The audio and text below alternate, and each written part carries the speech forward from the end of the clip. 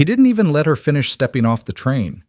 Thomas Brennan took one look at the small girl clutching Elena Whitmore's hand, eyes unfocused, head tilted slightly, the way blind children hold themselves when they're reading the world through their feet and fingertips.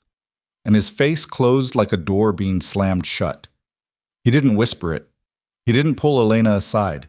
He said it right there on the platform, loud enough for every soul in Timber Ridge to hear, "You didn't tell me she was defective." Elena's breath stopped. Around them, a dozen people went still. Miners with their lunch pails, women with their shopping baskets, the station master with his clipboard frozen halfway to his chest. Nobody moved. Nobody said a word. And Grace, 8 years old and unable to see a single face in that crowd, reached up and found her mother's wrist with both hands and held on. That was the moment. Right there. Not in any courtroom, not in any letter, not in any of the 100 small humiliations that had come before. That was the moment Elena Whitmore understood that she had walked her daughter into the worst mistake of her life. Before we go further, if you've ever been told you were too much or not enough, or that the people you love make you a burden, this story is for you. Subscribe to this channel right now and follow Elena and Grace all the way to the end. Hit that like button and drop a comment telling me what city or country you're watching from. I want to see how far this story travels, because it's going somewhere you won't expect. The letter had come in February, when the cold in Pittsburgh was the kind that gets inside your walls. Elena had been sitting at the kitchen table after Grace fell asleep, reading it for the third time by the light of a candle that was almost gone. Thomas Brennan, mine foreman in a place called Timber Ridge, Colorado. 41 years old, widower. No children. He'd gotten her name from a placement service in Philadelphia, the kind that matched women of good character and modest means, with men in the Western territories who needed wives. The letter was written in a careful, deliberate hand, the kind of penmanship that suggested a man who took his time with things. "I am not a man of flowery speech," he'd written, "but I can promise you a clean home, a steady income, and a life without want. I understand you have a daughter. Children are a blessing, and I would expect to provide for her as my own." She had read that sentence 4 times. I would expect to provide for her as my own. She had been foolish enough to believe it. The months before the letter had been the hardest of her life, and that was saying something, because the years before that hadn't been easy either. Elena had married at 19. Henry Whitmore, a machinist from Ohio who came to Pittsburgh for work and stayed for her. He was a good man, Henry. Not perfect, God knows. He drank more than he should have when the work dried up, and his temper could turn sharp on a tired evening, and there were things he promised that he didn't deliver. But he loved Elena in the way that men of that generation loved, quietly, practically, and with his whole chest when the moment called for it. Grace had been born 2 years into the marriage, and the blindness showed itself in the first weeks. The doctor in Pittsburgh had a clinical word for it, some Latin phrase that meant nothing to either of them. What it meant in plain language was this: their daughter would never see. Henry had gone very quiet when the doctor said it. On the walk home, he'd held Elena's hand so hard her fingers ached, and neither of them spoke until they were back inside with the door shut. "She's still our girl," Henry said finally. "Yes," Elena said. "She is." That was all. They didn't make speeches about it. They adjusted. That was what people like them did. Not with grace, not without grief, but with the kind of stubborn momentum that comes from having no other option. Elena learned to describe things to Grace in fine detail. Not just there's a bird, but there's a small bird, round like a fist, gray on top and pale underneath, and it's sitting on the left side of the windowsill, hopping back and forth like it can't decide. Henry built a rope line in the backyard so Grace could find her way from the house to the garden on her own. Grace, for her part, seemed entirely unbothered by what she couldn't do. She was interested in everything. She asked questions that made Elena's head hurt. Then Henry died. Pneumonia, the winter Grace turned 5. Fast and brutal. 3 weeks from the first cough to the end. Elena had sat beside him while he went and held his hand all the way through. And then she had stood up and walked into the kitchen and stood at the sink for a long time with the water running cold over her wrists, staring at the drain. She had a blind 5-year-old and $12 and a landlord who had been patient for exactly as long as a landlord can be patient before it stops being patience and starts being stupid business. The next 3 years were the years she didn't like to think about. She'd taken in sewing. Not the elegant kind, not the kind that requires formal training, the grunt work of it, hemming and patching and letting out seams for men who'd put on weight and women who'd lost it. She was good with her hands. She'd always been good with her hands. Her mother had taught her to sew before she could read, and the skill had stayed in her fingers even when the rest of her life fell apart. She worked through the evenings after Grace was asleep, straining her eyes in bad light, and the money was never enough, but it was something. Grace went to a school for blind children run by a charitable organization on the north side of the city. Elena walked her there every morning, an hour each way, and picked her up every afternoon. The school was underfunded and overcrowded, and the teachers were stretched thin, but there was one woman there, a Miss Adler, who had seen something in Grace that Elena had been seeing for years and had never been able to name. Grace had an extraordinary memory. Not just good, extraordinary. She could hear a piece of music once and reproduce it on the piano from memory. She could follow a conversation she was only half listening to and repeat it back word for word an hour later. She understood spatial arrangements through touch alone. Hand her an unfamiliar room and 5 minutes later she could navigate it in the dark. "She's going to need more than we can give her here," Miss Adler told Elena one afternoon quietly, while Grace was in the other room. "I don't say that to discourage you. I say it because she's too much for this place. She needs room." Elena hadn't known what to do with that. Room cost money. Room required stability. Room was the one thing she didn't have. And then the letter came. She had stared at that line. "I would expect to provide for her as my own." And she had thought, this is not something a bad man writes. This is not how a man who means to be cruel puts it. This is a man who has thought about it and made a decision and is telling her plainly what that decision is. She wrote back. She told him about Grace, not in a way that was defensive or apologetic, but plainly the way she'd learned to tell people things because in her experience, dancing around the truth only postponed the problem. "My daughter Grace is 8 years old and she has been blind since birth. She is not helpless. She is not a burden. She is one of the most capable people I have ever known. And I say that with full understanding of how a mother sounds when she says such a thing. But I want you to know the truth before you make any decision so that we are both clear." She'd mailed it on a Tuesday and spent the next week in a state of cold, functional dread, getting through each day and waiting for the refusal. His reply came in a week and a half. "Your honesty is appreciated. My offer stands." 4 words. But 4 words that had changed everything. She'd given notice at her rooming house, packed what she could carry, and bought 2 train tickets to Colorado. Grace had been thrilled. The child had never been on a long train ride before, and she'd spent the journey with her face turned toward the window, feeling the changing pressure of light on her skin, listening to the shift in sounds as they moved through cities and then through plains and then into the mountain country. "It smells different here," Grace said as they crossed into Colorado. She said it with authority, not wonder. The way she always announced things she'd figured out, like facts she was presenting for confirmation. "Mountains," Elena said. "The air is thinner," Grace said, "and drier. And there's something else, something like cold pine needles." Elena had looked at her daughter's profile, that serious small face, and felt the thing she always felt when Grace did this. A fierce, aching love tangled up with something that was almost pride and almost fear at the same time. She deserves more than I can give her, Elena thought. She deserves everything. That thought had still been in her head when the train pulled into Timber Ridge. The platform at Timber Ridge was rougher than she'd imagined. The town sat in a narrow valley between 2 steep ridgelines, and everything about it felt compressed.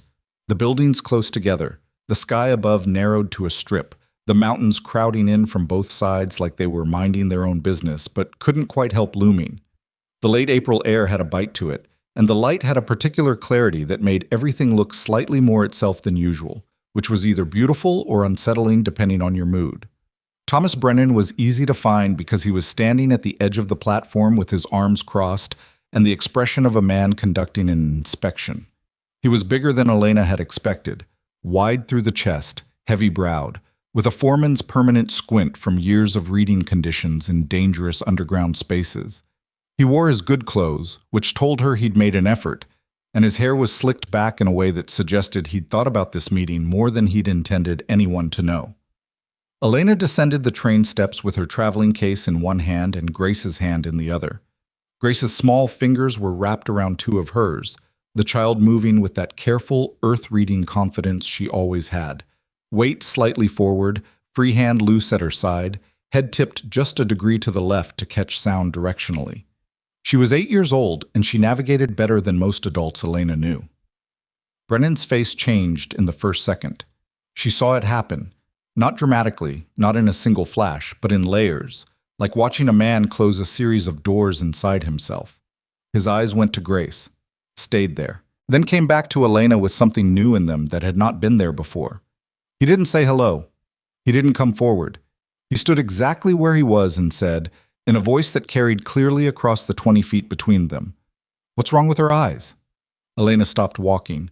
She heard Grace's breath catch, just barely, just the smallest intake, and felt the child's grip tighten. "She's blind," Elena said, "as I told you in my letter. You told me she had difficulty with her sight." His voice was flat. Not angry yet, just flat in the way that flat voices can be worse than angry ones.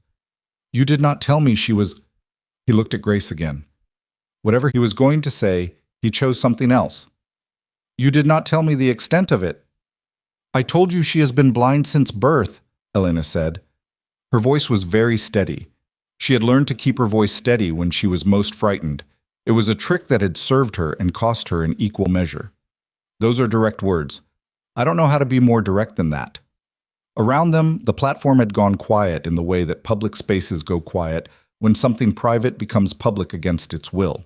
The station master, a woman with a covered basket, two minors in work clothes waiting for the next arrival. All of them not quite looking, not quite not looking. "She can't work," Brennan said. "She's 8. When she's grown, she can't work, she can't contribute, she can't—" He stopped. He was having trouble, she could see, finding words that were honest without being unacceptable even by his own standards, and the struggle was making him angrier. "I needed a wife who could run a household, Mrs. Whitmore. Not a nursemaid situation. I didn't sign up to take on a—" And then he said it. The word that she'd been afraid he was building toward. The word that the letter had made her believe he was too decent to use. A defective child. The silence that followed was different from the silence before.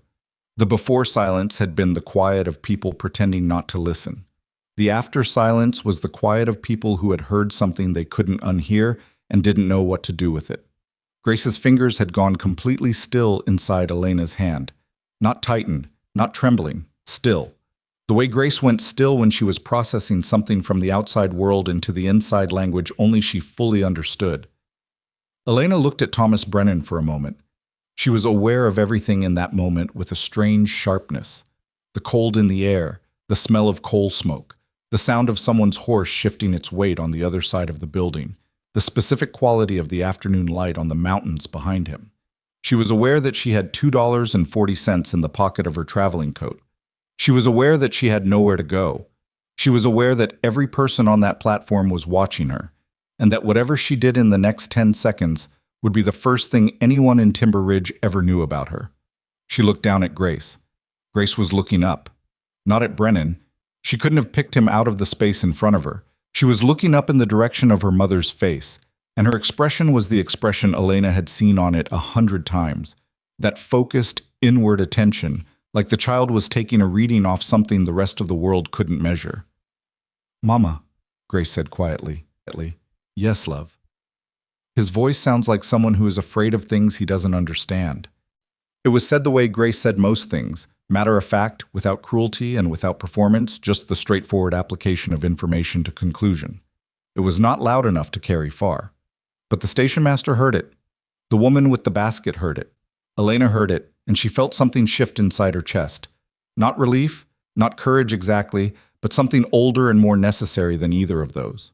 She looked back at Thomas Brennan. "I believe," she said, "that we have made a mistake, both of us." "I didn't make a mistake," he said. "You misrepresented your situation. I wrote you a letter telling you my daughter had been blind since birth. If you chose to interpret that as something other than what it said, that is a failure of reading, not of writing." She picked up her traveling case. "I won't trouble you further." "You have nowhere to go," he said. He said it as a fact, not a threat, but the distance between those two things was very thin, and he knew it. That's true, Elena said, but I've had nowhere to go before. She walked off the platform with Grace's hand in hers. She didn't know where she was going. She walked because walking was what you did when standing still wasn't an option, and because she would rather face whatever came next in motion than stand there and let Thomas Brennan watch her realize how bad her situation was. Behind her, she heard someone, a woman's voice, low and private, say, "Lord have mercy." Grace's hand was steady in hers. Her daughter was walking the way she always walked in unfamiliar places, carefully and without panic, one foot testing each step before committing her weight. "He didn't read your letter properly," Grace said, after they'd gone half a block. "No. That was careless." "Yes. What are we going to do?" Elena looked at the street ahead of them, the mud-churned main road of Timber Ridge, the wooden storefronts, the mountain air so cold and clean it almost hurt to breathe. She had $2.40. She had a traveling case with 2 dresses, a change of clothes for Grace, her sewing kit, and Henry's pocket watch, which she'd kept because it was the only thing of his she'd been able to bring. "We're going to find somewhere to sit down," she said, "and then we're going to figure out the next thing." "Not all the things." "No, just the next one." Grace nodded. This was a system they had developed over years of necessity. Don't try to solve everything at once. Find the next thing. Do that. Then find the one after. It was a humble philosophy. It was also the one that had kept them alive. The boarding house was run by a woman named Marta Voss, German-born and 40 years in the territory, with a face that had been weathered into something both hard and oddly gentle, the way good leather gets after long use. She came to the door of her establishment on the east end of Main Street, looked at Elena, looked at Grace, and looked at the traveling case. "You just came in on the afternoon train," she said. "Yes." "You were supposed to marry Thomas Brennan." Word traveled fast in small towns. Elena had forgotten that. Or maybe she'd known it and refused to think about it because she'd expected to arrive as a bride, not a cautionary tale. "That arrangement did not work out," Elena said. Marta Voss looked at them for another moment. There was an assessment happening behind her eyes that was neither kind nor unkind, just the practical calculation of a woman who ran a business and couldn't afford sentimentality but had not yet excised it completely from her character. "I have one room," she said finally. "It's small, up at the top. You'll share a washroom with the miners on the 3rd floor. $2 a week, meals not included." "I have $2.40, Elena said, "and I can sew. I've been doing piecework for 3 years. If you have mending, yours, or for the men who board here, I can work toward rent." Marta looked at the case. "You have thread, needles?" "A full kit." "Carl in room 6 has had a split seam in his work coat for 2 months. If you fix that, and the tablecloth from the dining room that I tore last November, and the curtains in the front parlor that are coming apart at the heading, I'll give you a week for nothing, and we'll settle on arrangement after." It was not a generous offer. It was the offer of a woman who had a use for something and was willing to exchange what she had for what she needed, and not 1 cent more. Elena recognized this kind of transaction because it was the only kind she'd had access to for the past 3 years. "Agreed," she said. Grace turned her head toward Marta Voss. "You have a loose board at the 3rd step from the bottom of your stairs," she said. "It moves when weight goes onto the left side of it. You should have it nailed down before someone turns an ankle." Marta blinked. "I know about the board." "Just making sure," Grace said. Marta looked at Elena. Elena looked back. She had learned not to apologize for Grace. "Come in," Marta said. The room was as small as advertised. 2 narrow beds, a window that faced the mountain, a hook on the back of the door. The mattresses were thin and the blankets were rough wool, and there was a draft from around the window frame that Elena could feel from across the room. But it was a room. It had a door that locked and 2 walls that didn't move and a ceiling that kept out the sky. Grace ran her hands along the edges of everything, both beds, the windowsill, the door, the single chair in the corner. She was mapping. Elena watched her do this, as she had watched her do it in every new place they'd ever been, and felt the familiar tangle of emotions that she'd long since stopped trying to unknot. Love. Grief. Something fierce and protective. Something bone-tired. "The window faces west," Grace said. She said it the way she always announced things she'd worked out, like she was checking her own calculations. The warmth hits it in the afternoon. If it's sunny tomorrow, we'll want to keep the curtain open until about 3. I'll remember that, Elena said. She set the traveling case on the chair and sat on the edge of the nearer bed and put her hands on her knees and looked at the wall. The wall had a water stain on it in the rough shape of something she couldn't identify. Behind her, Grace sat down on the other bed. For a moment, neither of them spoke. He was wrong about me, Grace said. Yes. He was also probably wrong about other things. Almost certainly. So we don't need him. No, Elena said. We don't need him. She said it with more conviction than she felt. But she'd found, over the years, that sometimes you said the necessary thing to your child, not because you fully believed it yet, but because you needed both of you to hear it said in a steady voice, and then you let the belief catch up with the words later. Grace was quiet for a moment. Then, I'm hungry. Elena almost laughed. I know. Let me talk to Mrs. Voss about the kitchen. And tomorrow? Tomorrow I'll start the mending, and then I'll see what else there is. The next thing, Grace said. The next thing, Elena agreed. Carl in room 6 was a man of about 50, with hands the size of coal shovels, and the particular brand of chronic awkwardness that some men develop when they've lived alone long enough that interacting with women requires visible effort. He brought the coat down to the parlor the next morning with the seam held together with a bent nail that he'd pressed through both sides as a temporary solution, and presented it to Elena with a look that suggested he expected her to tell him it was beyond saving. She turned it over in her hands. The split was along the left side seam, about 8 inches, with some stress fraying above it that would open further if not reinforced. The fabric was heavy canvas duck, worn but not thin, still serviceable if handled right. I can fix this, she said. I'll need to work a running back stitch through here first, then blanket stitch the edge. It'll hold better than it did before. Carl looked at her hands, then at the coat. How long? An hour. Maybe a little more. The fraying above the split needs attention, or it'll come undone again in a month. He gave a grudging nod. As he was turning to go, he said without quite looking at her, Heard about what happened at the station yesterday. I expect most people did. Brennan's He stopped. He was going to say something strong and then reconsidered, perhaps because he was in Marta's front parlor and there was a child present. He's not well liked, he finished, for what that's worth. It's not worth much right this moment, Elena said, but I appreciate you saying it. He nodded again and went back upstairs. Grace, sitting in the chair in the corner with her hands folded in her lap, said, He walks with his weight on the outside of his right foot. His left knee hurts. You can tell all that from his walk? And from the way his breathing changed when he shifted to climb the stairs. He rested weight differently on the first step versus the second. Elena looked at her daughter. That is very strange information to have. I don't choose what I notice, Grace said simply. She said it without apology and without pride, the way she said most things. It was a statement of fact. Elena had learned, slowly over 8 years, to receive these statements as facts rather than phenomena, to take what Grace observed and simply file it rather than marveling at it, because marveling made Grace self-conscious in a way she didn't fully understand but could clearly feel. The coat took an hour and 15 minutes.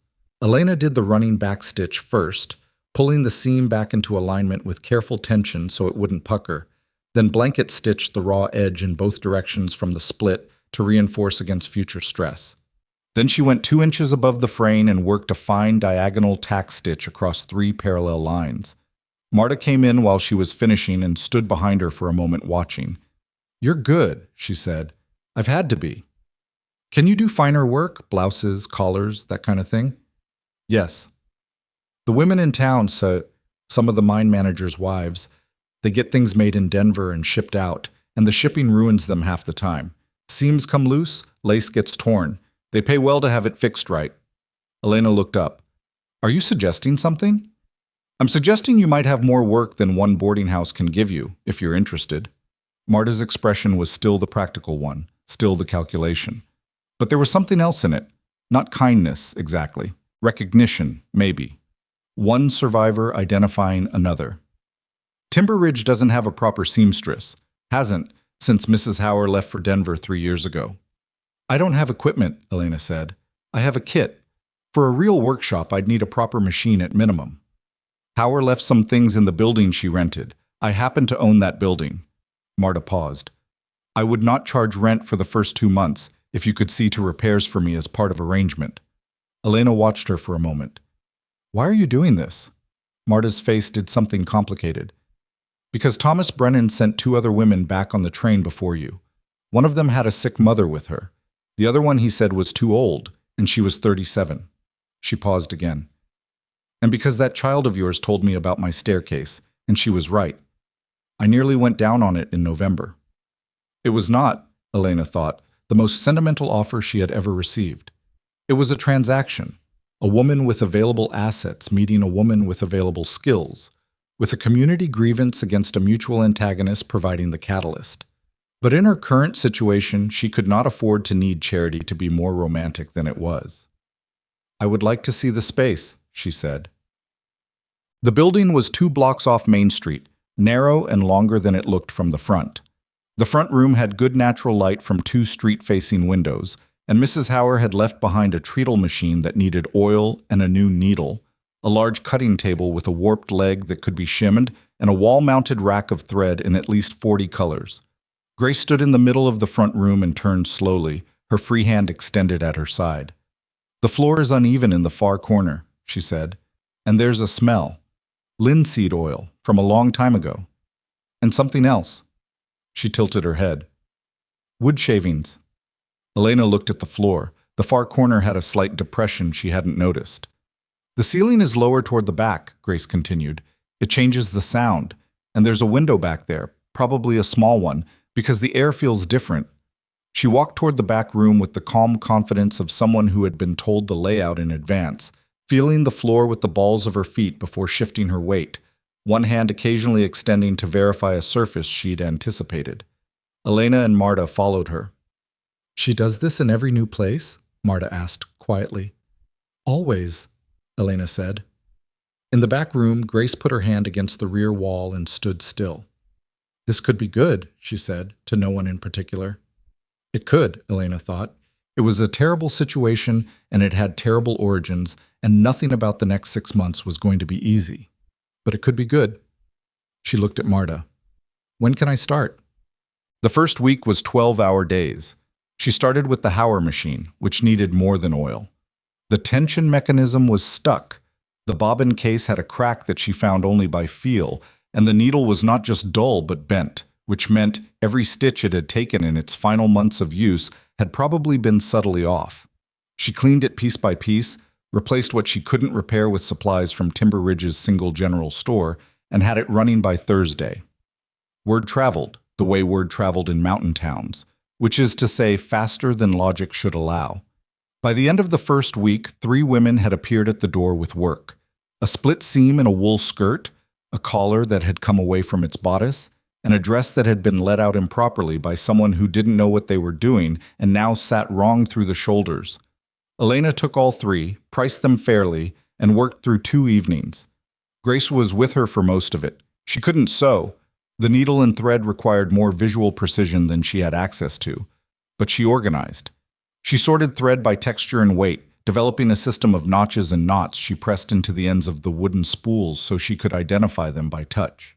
She arranged the cutting table so tools were always in the same place. She listened while Elena worked and asked questions with the same relentless curiosity she brought to everything. And by the end of the week, she could describe the difference between wool and cotton and linen through touch alone with more precision than most adult sewers Elena had known.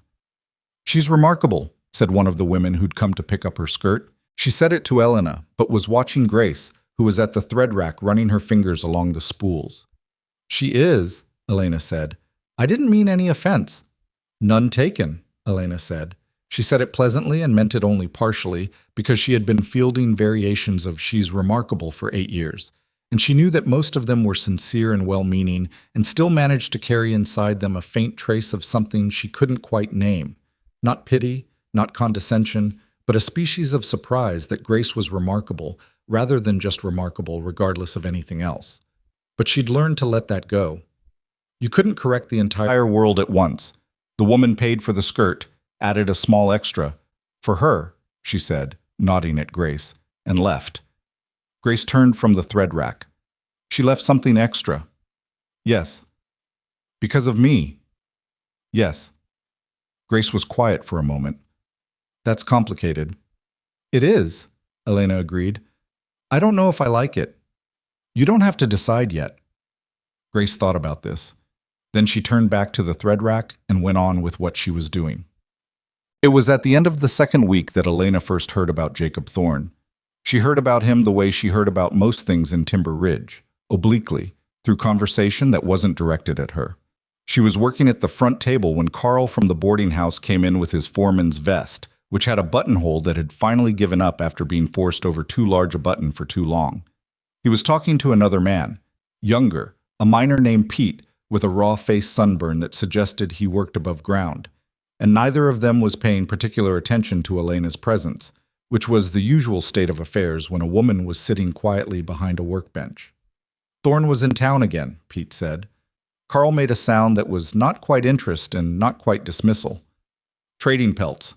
Didn't talk to anybody, far as I saw. Just went to Harker's, did his business, and went back up. That's what he does, Carl said. You know that. Yeah, but Harker said he was... Pete stopped, seemed to reconsider. Harker said he looked thinner, like he hasn't been eating right. Man lives alone up in the mountain in February. He probably hasn't been eating right. People say he lost more of his hearing, that he can't hear anything now. Carl shrugged. This did not seem to change his assessment.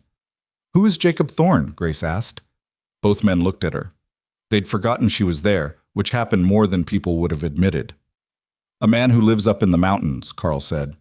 After a moment, the way men of his generation had of deciding that explaining things to children was acceptable when the alternative was the child's curiosity continuing to exist in the air unanswered. He added, he was a trapper and a carpenter. Lost his hearing from an accident in the mines years ago. He doesn't come to town much. Why? Because people make it hard for him, Pete said. It came out more directly than he'd probably intended. He cleared his throat. When he tries to talk to people, sometimes they can't understand him. His speech has gotten... He paused again. He doesn't talk the same as before, since his hearing went. Grace turned this information over. Elena could see her doing it, the slight internal stillness that meant she was organizing something. That must be lonely, Grace said. Probably is, Carl said. He looked at his vest. Is it fixed? Elena handed it over. The buttonhole was reinforced with a fine silk thread that wouldn't tear again. After they'd gone, Grace sat quietly for a moment in her chair. I think, she said slowly, that a man who cannot hear might understand some things that other people don't. Elena looked at her daughter. What makes you say that? Because when you lose one way of knowing the world, you find other ways. She picked up a piece of fabric from the stack on the side table, scrap wool from a repair job, and ran her fingers along it in the particular way she had. I know that. He probably knows that too. Elena didn't answer. She went back to her work, but she thought about it later, in the room at the boarding house with Grace asleep in the other bed, the mountains dark outside the window, the cold coming through the draft around the frame. She thought about a man alone on a mountain with silence filling the space where sound used to be, finding new ways to understand the world. She thought, there are more people in this town who have been discarded than anyone admits. She thought, the next thing, just the next thing. Outside, the wind came down off the ridge and pressed against the glass, and somewhere in the middle of town, a dog barked twice and was quiet, and Elena Whitmore pulled the rough wool blanket up around her shoulders and lay still in the dark, listening to her daughter breathe, and did not sleep for a long time. On the morning of her 16th day in Timber Ridge, she saw him. She was walking Grace to the mercantile to pick up a spool of linen thread she'd ordered, gray, medium weight, for a mending job that needed something between white and charcoal. When Grace stopped abruptly on the boardwalk outside Harker's trading post and turned her head. There's a man, Grace said. On your left. He's watching us. Elena looked. He was standing at the edge of the post porch, not quite on it and not quite off, one shoulder against the post, with a pack of rolled pelts leaning against the railing beside him. He was probably 40, perhaps a little past it, tall, lean in the way of men who spend long periods in conditions where eating enough is a secondary concern, with dark hair that needed cutting and a beard that had passed the point of deliberate decision and into the territory of simply existing. His clothes were heavy canvas and oilcloth, work-worn and functional, and his hands were wrapped around a tin cup of something from the post stove. He was looking at Grace, not in the way people usually looked at Grace, not with the particular quality of noticing that announced itself, and made her feel seen as a subject rather than a person. He was looking at her the way you look at something you recognize. When he noticed Elena looking back at him, he didn't look away. He just held it for a moment, and then he gave a small, deliberate nod. The kind that means, I see you. I'm not trying to make something of it. Is he the man from the mountain? Grace asked. She said it the way she always said things she'd concluded from available information, not a guess, a working hypothesis she was checking. Elena looked at him again. His hands were very still around the cup. I think he might be, she said. Grace turned her face forward again and started walking. He's not afraid of me, she said, as if confirming something she'd suspected. No, Elena said. He doesn't seem to be. She didn't look back as they walked on, but she was aware for the rest of that morning of something she hadn't felt since they'd stepped off the train in Timber Ridge. Some faint shift in the quality of the air, like a pressure change before weather turns. Not hope. She was too careful for hope, but something adjacent to it, something that hadn't been there before. The gray linen thread was the wrong weight. Elena didn't realize it until she was back at the workshop with Grace, unwinding the first yard and running it between her fingers. And by then the mercantile was closed for the midday hour, and she had a customer coming at 2 o'clock expecting the mended blouse to be finished. She stood at the cutting table and looked at the thread and thought several things she did not say out loud, because Grace was in the room. It's wrong, Grace said. Yes. The weight? It's heavier than what I ordered. Harker must have substituted when he ran out of the medium. She set it down. I can make it work if I adjust the tension on the machine, but it's going to pull differently at the needle, and I'll have to compensate every few stitches. That will slow you down. Yes.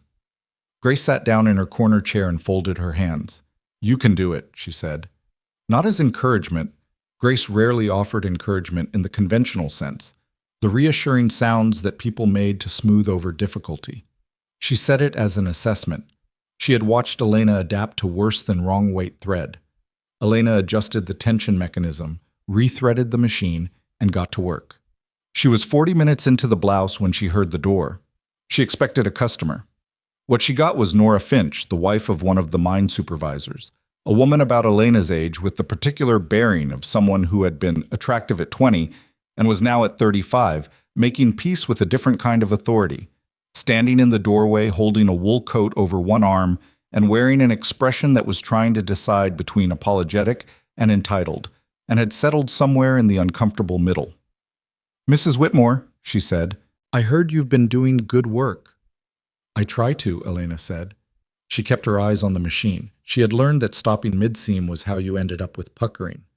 I have this coat. Nora came inside. She was doing the thing people did when they came into the workshop, looking around, taking it in, noting that it was better organized than they'd expected, noting that the child in the corner didn't react to their entry the way sighted children would. It needs the lining replaced. The original was silk, but the silk has torn, and I'd like something that wears better. Bring it to the table when I finish this seam, Elena said. Nora waited. Grace turned her head toward her.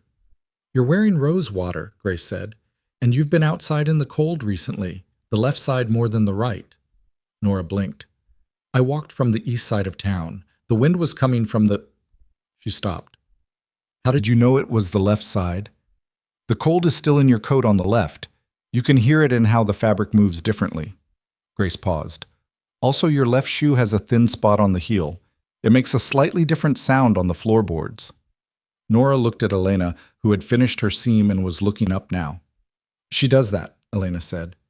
Does she do it on purpose?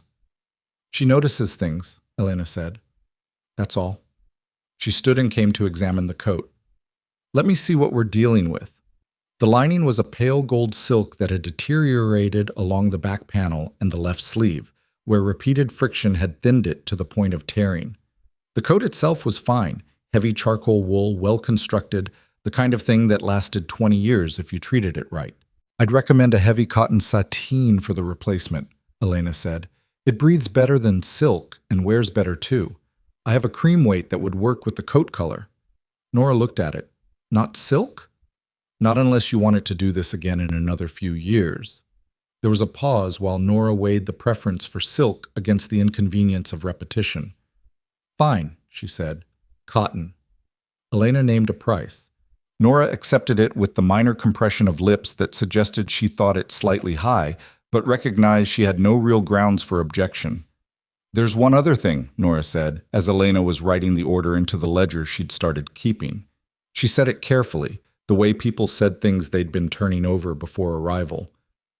I wanted to say what happened at the station, with Brennan. She stopped. It wasn't right, what he did. Elena kept writing. No, it wasn't. He's not a cruel man normally. He's difficult. He has opinions about things that most people don't bother to have opinions about. But what he said about your daughter, in front of all those people... Another pause. I was there. I had just come to the station to collect a parcel, and I didn't say anything. I should have said something. Elena looked up. Nora's face had the particular expression of someone delivering a confession they'd practiced but still found harder than expected. It was over very fast, Elena said. Yes, but... Nora didn't finish the sentence. She picked up her coat from the counter. I'll come back for it Thursday? Thursday afternoon. After she left, Grace said, she felt guilty. I know. She's been feeling it for 2 weeks. Probably. That's why she came here, not just for the coat. Elena looked at her daughter. Possibly. Do you forgive her? Elena thought about this with more seriousness than the question might have seemed to require, because Grace asked questions seriously and expected the same in return, and also because Elena didn't think forgiveness was something you could do cheaply without it meaning nothing. I don't know yet, she said. I think I need to see what she does next.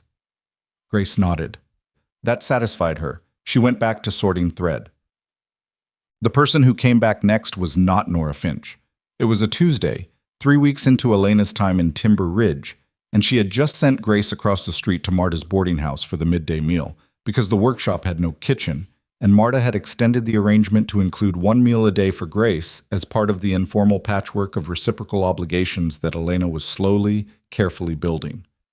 She was alone at the cutting table when she heard footsteps on the boardwalk outside, and then the door opened and there was a pause. Not the pause of indecision, but the pause of someone checking the space before committing to it. She looked up. Jacob Thorne was standing in the doorway. He was bigger than he'd seemed from across the street, or maybe the proportions of the workshop made him seem bigger, the narrowness of the room concentrating him. He had cleaned up since she'd seen him outside Harker's. The beard was trimmed, the canvas coat was brushed, the hair still needed cutting but had been pushed back. He was carrying something in his right hand, a wooden object, small, the size of a large book, and he held it with the careful grip of something he'd made himself and was used to handling. He looked at her. She looked at him. She'd already thought, in the 3 weeks since she'd seen him outside Harker's, about the fact that he couldn't hear. She'd thought about what that meant for any conversation they might have, and had arrived at no particularly useful conclusion except that she had a child who communicated in ways that most people didn't consider conversation, and that had not stopped her from being in almost constant conversation with that child for 8 years. She said, "Come in." He came in. He didn't sit down. He set the wooden object on the counter and turned it to face her. It was a small carved panel, rectangular, fitted into a simple frame. The carving was a mountain, not a romantic mountain, not a mountain from a painting, but the specific mountain that she could see from the workshop's back window when she looked up from the treadle machine. The particular shape of the near ridge with its outcropping on the right side that looked from a distance like a crooked shoulder. It was worked in careful detail. The grain of the wood used to suggest rock texture. The flat areas of pine stands rendered with grouped shallow cuts that somehow looked like trees without being picture book trees. She looked at it for a moment. Then she looked at him. He was watching her face the way people who can't hear learn to watch faces. Not casually, not generally, but with the focused attention of someone for whom the information that most people get through sound is arriving entirely through other channels. She reached for the ledger she kept at the counter and turned it to a blank page. She wrote, "This is beautiful work." He read it. His expression didn't change much. There was a slight shift around the eyes, something that acknowledged what she'd written without performing a reaction to it. He reached for the pencil she left beside the ledger and wrote under her words, slowly, "I heard you came. I wanted to see what you built." She looked up. What I built was an interesting way to put it. She thought about the workshop, the treadle machine that she'd oiled back to life, the cutting table with its shimmied leg, the thread rack reorganized by Grace, the mended tablecloth from Marta's dining room still faintly visible in the weave where the tear had been. She wrote, "It's just a start." He read that and almost smiled. Not quite. The corner of his mouth moved. He wrote, "Starts are enough." She looked at him properly then, not the quick professional glance of assessing a new customer, but actually looked. His hands were remarkable. She noticed hands the way sewing people did, because hands were the medium everything passed through, and his had the quality she associated with people who were genuinely skilled with them. The small, controlled movements, the absence of waste. The carving said the same thing the hand said. She wrote, "My daughter wants to meet you." Then she looked at what she'd written and added, "I'm not sure why I wrote that first. My name is Elena Whitmore." He read both. This time, the smile made it further. Half his mouth. Nothing performed about it. He wrote, "I know who you are. I'm Jacob Thorne." Then, after a pause, he added, "Tell me about your daughter." Elena set down the pencil. She considered this request. Most people didn't ask to be told about Grace. They either reacted to Grace directly, or they asked careful questions that were really about the blindness rather than about Grace, or they made the mistake of speaking around her as though she weren't present. Nobody had ever simply asked her to tell them. She picked up the pencil. "Where did you start with Grace?" She started the way she'd start describing anything important, with the essential thing, the one that arranged everything else around it. She wrote, "She pays attention to everything. She has better information about most situations than the people who can see them." Jacob read this and looked up at her with an expression she couldn't quite name, but recognized as something like, not surprise, but the quality of being accurately described. He wrote, "Sounds familiar." What? Grace came back from Marta's 40 minutes later, and Elena heard the particular pattern of her footsteps on the boardwalk, the careful initial step onto the new surface, the brief pause, then the confident stride of someone who had the layout memorized. And then the door opened and Grace walked in and turned her head and stopped. "There's someone here," she said. "Yes," Elena said. "His name is Jacob Thorne." Grace was still for a moment. She was reading the room the way she always read rooms.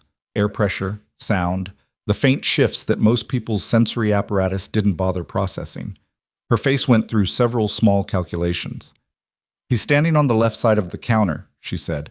"He's tall, and he came in from outside recently because there's still cold in his coat." She paused. "He's watching me, but not like most people watch me." Elena looked at Jacob. He was watching Grace with an expression of complete, undisguised attention. Not the soft pity attention that Grace hated, but the focused attention of someone who was observing something he was genuinely trying to understand. Elena wrote on the ledger and turned it toward him. "She knows you're watching her. She can tell by the absence of sound from your direction." Jacob read it. He thought for a moment. Then he picked up the pencil and wrote and turned the ledger toward Grace's direction, which struck Elena as interesting, as a reflex, since Grace couldn't read the writing. He caught himself, and then, instead of looking embarrassed, he did something unexpected. He came around the counter, stood in front of Grace at a comfortable distance, and waited. Grace turned her face toward him. He reached out slowly, slowly enough that his approach was audible, and held out one hand, palm up, at about the level of her shoulder. He waited. Grace reached out and found his hand. She put both of hers over it and stood there for a moment, feeling. His hands were large, work-roughed, with the particular callus patterns of someone who carved, the inner edges of the fingers, the heel of the right palm. "You make things," Grace said. He couldn't hear her. But he was watching her face and her mouth, and some part of it must have been readable because he nodded once. Grace's expression changed. Not dramatically. Grace's expressions rarely changed dramatically because she'd learned early that her face was often being read by people who were looking for signals she wasn't trying to send. But something in it shifted from the guarded, professional interest face she wore with most new people to something that was simply present. "He's not afraid of me," she said to Elena. "I know," Elena said. Grace was still holding his hand. She turned her face slightly to the sides, the listening angle, and said, "Does he know I can't see him?" Elena wrote it. Jacob read it. He picked up the pencil with his free hand. Grace was still holding the other, and wrote one word, "Yes." Elena read it to Grace. "Yes." Grace nodded slowly. She released his hand. "Good," she said. "I don't like it when people forget and then act surprised." Elena wrote that too. Jacob's almost smile returned. He came back on Thursday. And the Thursday after that. It developed, these visits, not into anything that had a name yet, but into a pattern that all three of them seemed to accept without discussion as simply the way things were going to be for a while. He would come in the late morning before Elena's afternoon customers, and they would sit at the cutting table with the ledger between them and talk in the slow way that writing requires, which was, Elena found, not entirely worse than spoken conversation. Writing slowed things down. It made you choose what to say more carefully. It cut out the automatic filler sounds, the and well, and left something that was closer to what you actually meant. Grace was always there. She participated freely, announcing her contributions out loud and waiting for Elena to write the responses, which created a strange triangulated conversation that shouldn't have worked and did anyway. Not smoothly, nothing about it was smooth, but in the way that things work when everyone involved is making a genuine effort and nobody is pretending the awkwardness isn't there. On the fourth visit, Jacob brought two things. The first was a small carved figure, a woman sitting in a chair with her hands in her lap, which Grace held for a long time, running her fingers over it with the fine, reading attention she brought to everything physical. The second thing was harder to describe. It was a flat wooden board, about the size of a checkerboard, with a series of raised lines and dots worked into its surface, not random, she could see, in a pattern that meant something even if she couldn't immediately tell what. He set it on the table in front of Grace and guided her hands to it. Grace's fingers moved across it. She went still. "These are letters," she said. Elena looked at Jacob, who was watching Grace's face. She wrote, "Did you make a raised letter alphabet?" He read it, nodded, wrote, "I heard there was a way. I didn't know the right system. I worked out my own." He paused, then added, "It's probably wrong." Elena wrote, "Grace, he made you a raised letter board so you could read with your fingers. He says the system is probably wrong." Grace ran her fingers across it again. Her mouth was moving slightly as she worked it out. "It's not wrong," she said. "It's different. There's a school in Paris that has a system. I learned about it before we left Pittsburgh. It's not the same, but it's the same idea." She traced one of the symbols. "This one is A." Elena wrote, "She says it's not wrong. It's just a different version of a real system." Jacob read it. Something happened in his face that was hard to define. A look that wasn't pride exactly, because pride in this context would have been misplaced, but something closer to relief. The look of someone who has spent time on something in solitude, not knowing if it was right, and has just found out it was at least close. "Ask him why he made it," Grace said. Elena wrote the question. Jacob read it and then sat back slightly in his chair and looked at the board and wrote slowly, "Because she's been in this town for 3 weeks and nobody has tried to give her a new way in." Elena read it. She set down the pencil and sat for a moment with that sentence. Then she read it aloud to Grace. Grace was quiet for a moment. "A new way in," she repeated. "Yes. Tell him that's the right way to think about it." Her fingers were still on the board. "Most people think about what I can't do. I thought about what I could do if I had the right thing." Elena wrote it. Jacob read it, and this time the expression was not almost a smile. It was the actual thing, brief and unguarded and not at all performed, and it changed his face considerably. The system became a project. What started as Jacob's rough raised letterboard expanded over the following weeks into something more deliberate. Jacob brought books from Denver, ordered through Harker's at what must have been considerable expense given the shipping cost, about the Paris system that Grace had mentioned, the formal raised dot alphabet that had been developed for blind readers. He couldn't read the French sections, but the diagrams were clear enough. He spent evenings in his workshop on the mountain, Elena learned later, reworking his original board to match the proper system, carving the dots with a tool he modified specifically for the purpose. a small punch with a rounded tip that made consistent impressions. Grace learned it with unnerving speed. Within 2 weeks, she had the full alphabet. Within a month, she was asking whether it was possible to make raised dots on paper rather than wood, because wood was heavy and you couldn't read it lying down. Jacob worked out a method using a sharpened awl and a backing board that allowed the paper to receive the impression without tearing. He made her a kit: the awl, the board, a guide frame that kept the rows straight, a supply of thick paper that could hold the dots without degrading. Elena watched all of this happen and felt things about it that she didn't entirely know what to do with. She had spent 8 years being the person who figured out what Grace needed and found ways to provide it or improvise it or go without. And it had been entirely her responsibility and entirely her weight to carry. And she had carried it without complaint because there was no one else to carry it, and complaining would have required energy she needed for other things.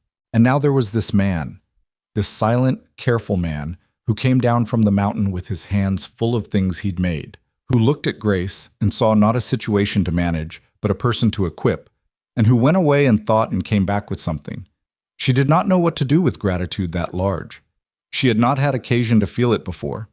She also did not know what to do with the fact that she had started to look forward to Thursdays with a feeling she would have been embarrassed to name. The trouble came from Thomas Brennan, as trouble in Timber Ridge usually did, in the second month. She'd been aware of him, peripherally, in the way you're aware of bad weather on the horizon. Not immediate, not yet requiring response, but impossible to forget entirely. He owned property in town and had authority at the mine, and both of those things meant he was present in conversations she wasn't part of. She heard his name.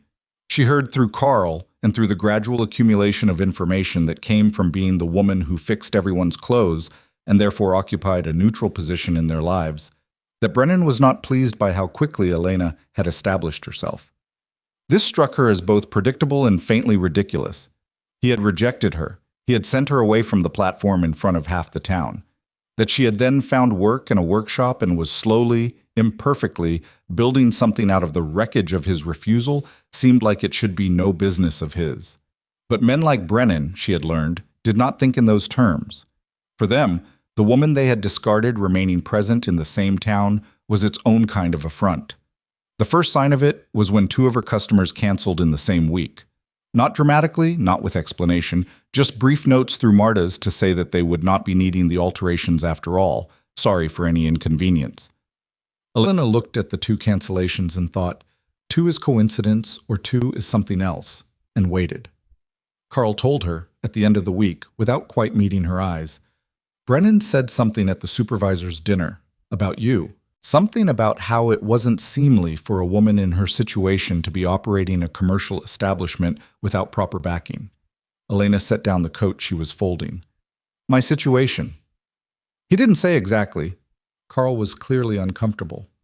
But the meaning was plain enough. He means the proposal that he himself rejected. Yes, she folded the coat. And the women who canceled were their husbands at the dinner? Carl said nothing, which was its own kind of answer. Elena thought about this for the rest of the day, turning it over with the same methodical attention she gave to a knotted seam. Not with anger, because anger required energy she didn't have to spare, but with the practical focus of someone trying to figure out exactly where the damage was and whether it could be addressed. Grace, who had been at the letterboard when Carl came and said nothing during the conversation, said, after Carl left, He's trying to make you seem disreputable. Yes, because your being here reminds people that he behaved badly. That's probably part of it. What are you going to do? Elena sat down at the treadle machine. Keep working, she said. Do good work. Let it be visible. That's what you do when someone tries to undermine you with words. You make the work speak louder than the words. Grace considered this. That's a long strategy, she said. Most good strategies are. What if it doesn't work fast enough? Elena didn't answer that. She started the machine. What she was thinking was, I have made it through worse with less. I have made it through 3 years in Pittsburgh with $12 and a blind child and a dead husband and a landlord who had no patience. I have made it through 2 cancellations. But what she was also thinking was, Brennan has power here that I don't, and power like that doesn't stay quiet when it feels threatened. She was right about that. She just didn't know yet what shape it would take. Jacob came that Thursday, and she told him what had happened. She wrote it out carefully: the dinner, the cancellations, the thing Carl had said, because writing forced her to be clear about it, to say it plainly without the softening she might have done in spoken language without realizing. Jacob read it. He sat for a moment after. His face did the thing it did when he was thinking seriously. A stillness that was not blankness but concentration, the way still water isn't empty. He wrote, "How many customers do you have that he can reach?" She thought about it. Maybe half. The mine workers and their families who depend on his goodwill. He wrote, "And the other half? Women with their own income or whose husbands work independent. The 3 families on the north side. Marta." She paused. Nora Finch, maybe. She came back for her coat and ordered 2 more pieces. Jacob read this and wrote, "Nora Finch's husband is not a supervisor. He's a safety engineer. He doesn't report to Brennan." She looked at him. "You know the mine structure?" He wrote, "I was there for 11 years before the accident." She hadn't known that.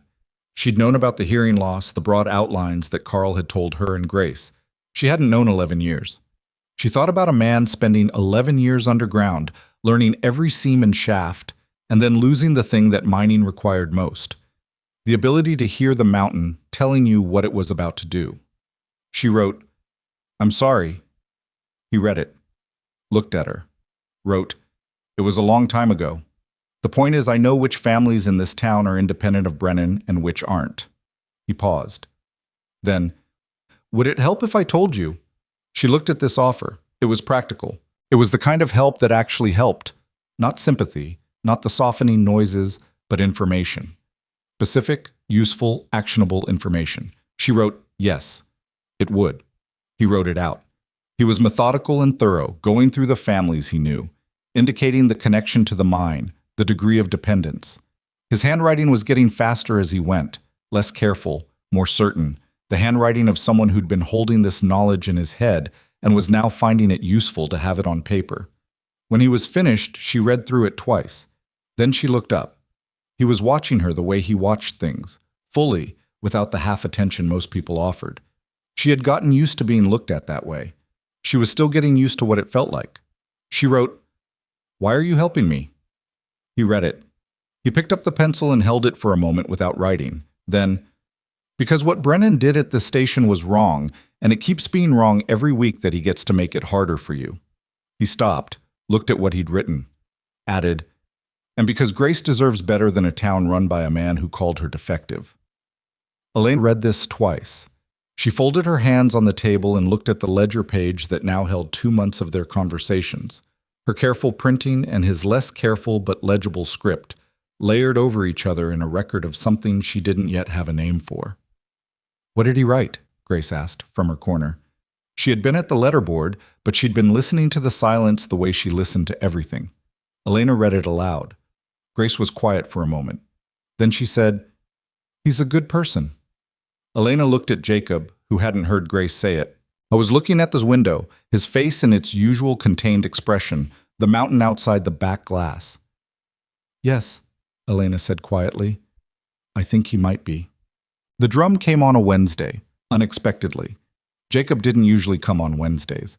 Elena heard the door and looked up from the machine, surprised, and he was standing in the entrance with something under his arm, a large, flat object wrapped in oilcloth, and behind him, visible through the open door, was his horse with a loaded pack.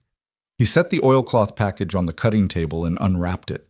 It was a drum, or rather it was a frame, a shallow circular frame of bent wood, perhaps 18 inches across, covered in stretched hide that had been treated to a particular tautness. It was elegant in the way his carving was elegant. Nothing extra, nothing wasted, every element serving its purpose. Around the edge of the frame he had fitted, at intervals, small wooden pegs, each one a slightly different length. Grace had come to the table the moment she heard the oilcloth being removed. She found the edge of the frame and ran her fingers around it. She found the pegs. She pressed her fingertips to the stretched hide. "It's a drum," she said. Elena wrote it to Jacob, even though she assumed he knew. He nodded. He picked up the pencil and wrote, "The pegs are different lengths. Each one makes a different vibration when you press the drum near it. Different notes feel different through the skin." Elena read it to Grace and watched her daughter's face change.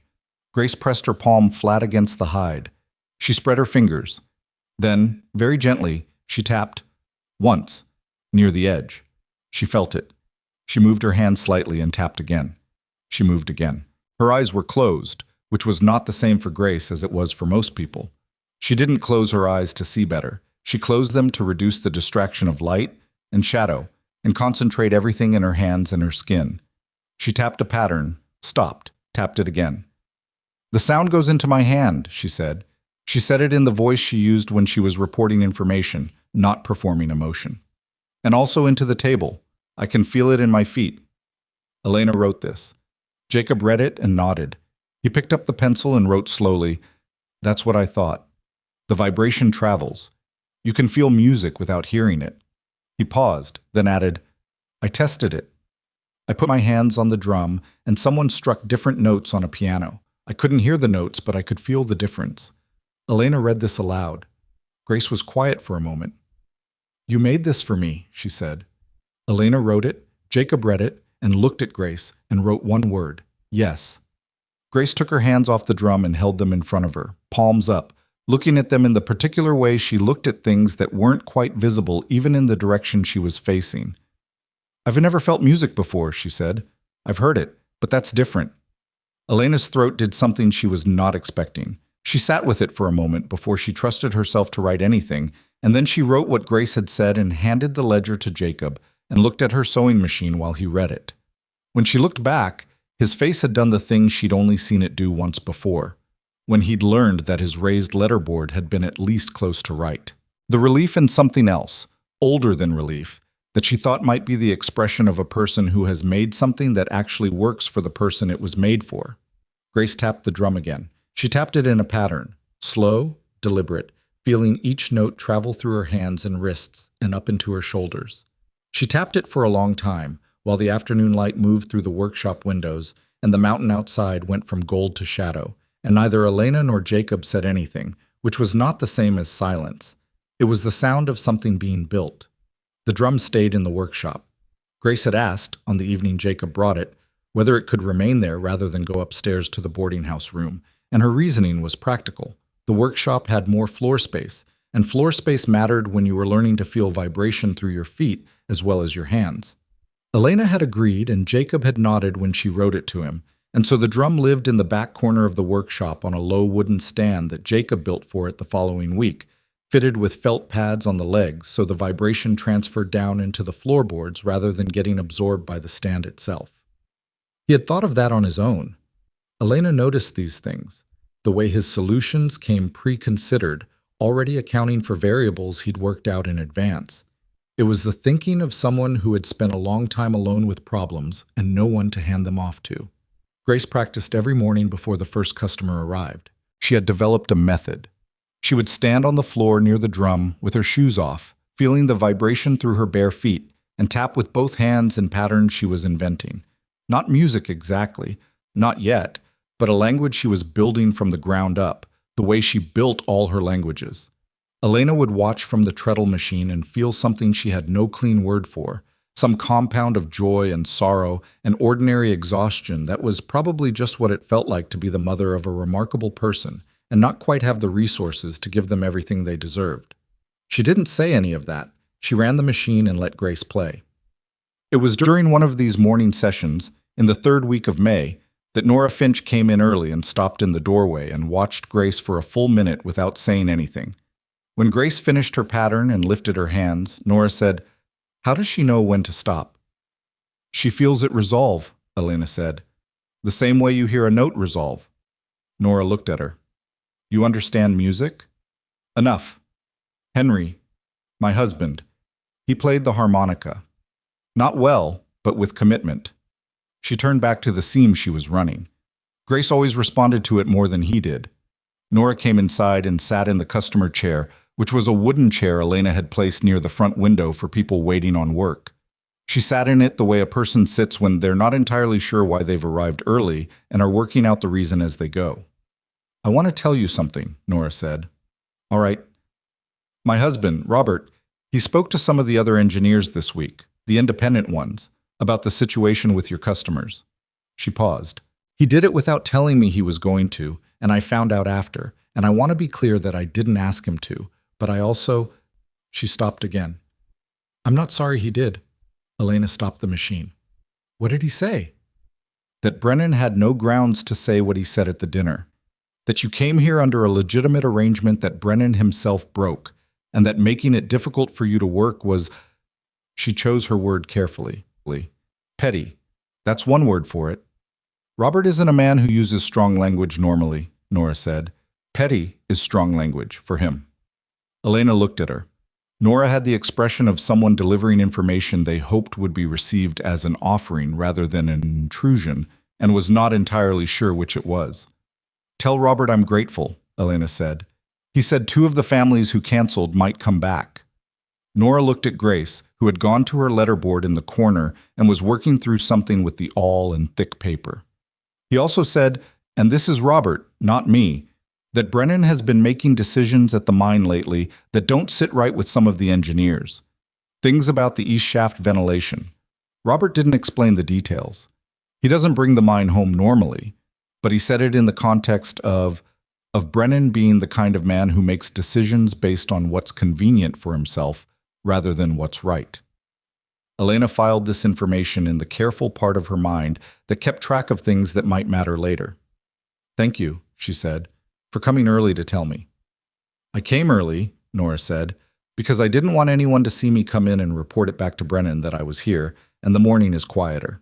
She stood and smoothed her skirt, which is a ridiculous thing in a town where I've lived for 8 years. But there it is. After she left, Grace said without looking up from the letterboard, she's afraid of him too. A lot of people are. But she came anyway.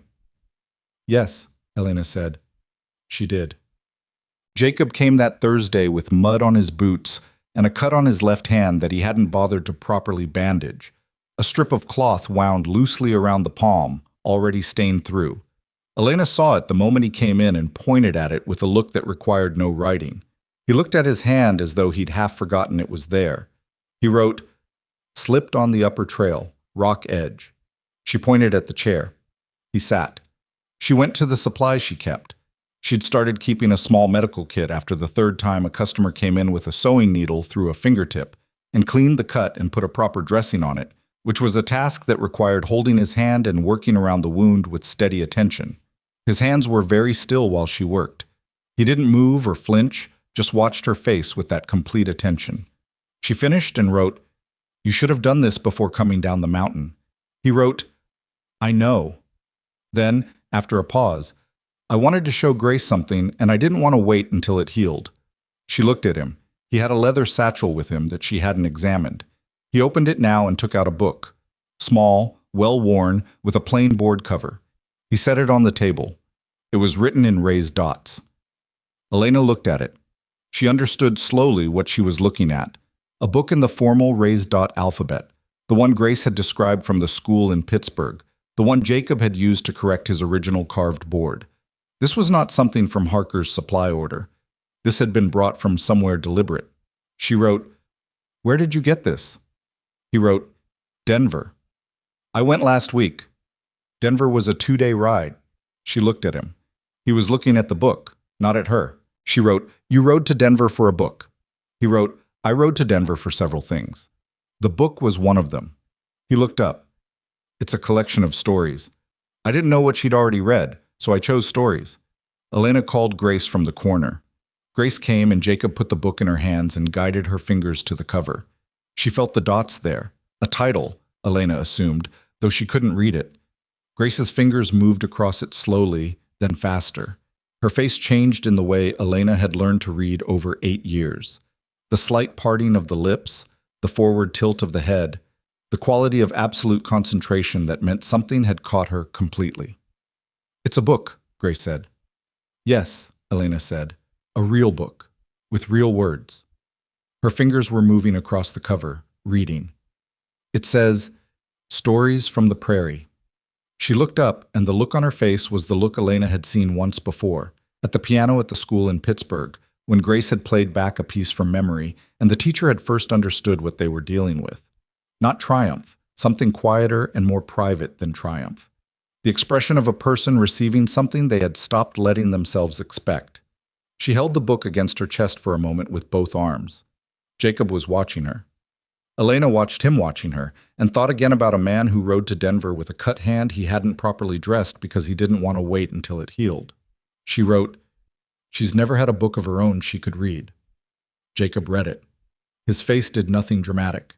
He just sat with it. The East Shaft had been a subject of careful, quiet concern among certain people in Timber Ridge for most of that spring, though the concern was the kind that circulated in spaces Brennan didn't occupy. In tables, in the boarding house parlor, in the spaces between sentences when miners talked to their wives and said it feels different down there, in the tone that meant they weren't going to say anything more specific because specifics made things more real. Elena knew about it only because she knew almost everything that moved through Timber Ridge by now, 3 months in.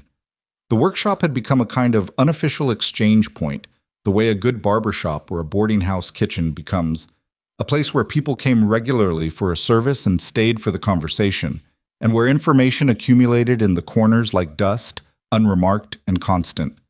She heard the East Shaft mentioned in late May. She heard it again in early June. She heard from Carl that 2 of the newer miners had asked Brennan about the ventilation in the East Tunnel, and Brennan had told them to get back to work. She filed it. She didn't know what to do with it. It was mine business, which meant it was Brennan's business. And Brennan had made it comprehensively clear that nothing of Elena's concern was welcome in his territory. What she did know, from Jacob, was the mountain. He had told her, across 4 months of Thursday ledger conversations, and the occasional extra visit that had started happening without either of them naming the change, more about the geology of the Timber Ridge Valley than she'd ever expected to know. He knew it the way a man knows a place he has lived with for years, not from books, but from direct attention. Where the water moved, where the rock fractured, which faces of the ridge shed loose material in thaw, which sections of the valley floor were older than they looked. He had worked the mine for 11 years. He knew the mountain from both sides. On the second Thursday of June, he came down from the mountain with a look on his face that was different from his usual expression. Not alarmed. Jacob rarely looked alarmed, having apparently trained himself long ago in the kind of composure that comes from living alone with large amounts of silence. But there was a tightness around his eyes that she'd learned over months to read as the signal that something was wrong and he was deciding how to say it. He sat down and picked up the pencil without preamble. He wrote, "There's been movement in the Upper East face. I've been watching it for 2 weeks. 3 rock falls in the section above the East Shaft." Elena looked at this. She wrote, "What does that mean?" He wrote, "It means the mountain is shifting. When the upper face moves, pressure transfers to the structures below." He paused. "In the mine, that means the East Shaft." She looked at him. "Have you told anyone?" He looked at her with the expression she recognized as the one he wore when she'd asked something that had a history she didn't fully know yet. He wrote, "I went to Brennan 4 years ago about a similar movement in the South Face. He told me I wasn't a miner anymore and my opinion wasn't relevant." Elena sat with this for a moment. She wrote, "Who else would listen?" He thought. "Robert Finch." She looked at the name. She thought about Nora coming in early, afraid to be seen. She thought about Robert Finch using the word petty in a context that apparently included mine ventilation decisions made for convenience rather than safety. She wrote, "I can talk to Nora." Jacob read it. He looked uncertain, which was, she had learned, a rarer expression on his face than most and therefore more significant when it appeared. He wrote, "I don't want to put you in Brennan's way again." She wrote back before she'd fully decided she was going to, "I'm already in Brennan's way. I've been in Brennan's way since I stepped off the train. I'd rather be in his way for something that matters." He read it. He looked at her for a moment with that full attention. He wrote, "All right, what?" Nora listened to Elena in the front room of her house on a Wednesday afternoon with the careful stillness of a woman who has learned to keep her face neutral when receiving information that frightens her. When Elena finished, Nora said, "Jacob Thorne told you this?" "Yes." "He watched the East Face for 2 weeks before coming to you?" "That's what he said." "And he went to Brennan about a similar thing 4 years ago and was dismissed?" "Yes." Nora sat back. She folded her hands in her lap. "Robert has been saying, not to me, to the other engineers, and I hear things because Robert talks in his sleep, And also because Meg Hartwell's husband is an engineer, and Meg tells me things. She stopped herself. Robert has been saying that the east shaft bracing is undersupported. Brennan approved a cost reduction in March that replaced the planned timber bracing with a lighter grade. Robert signed off on it because Brennan outranks him and he didn't have hard numbers yet. He's been trying to get hard numbers.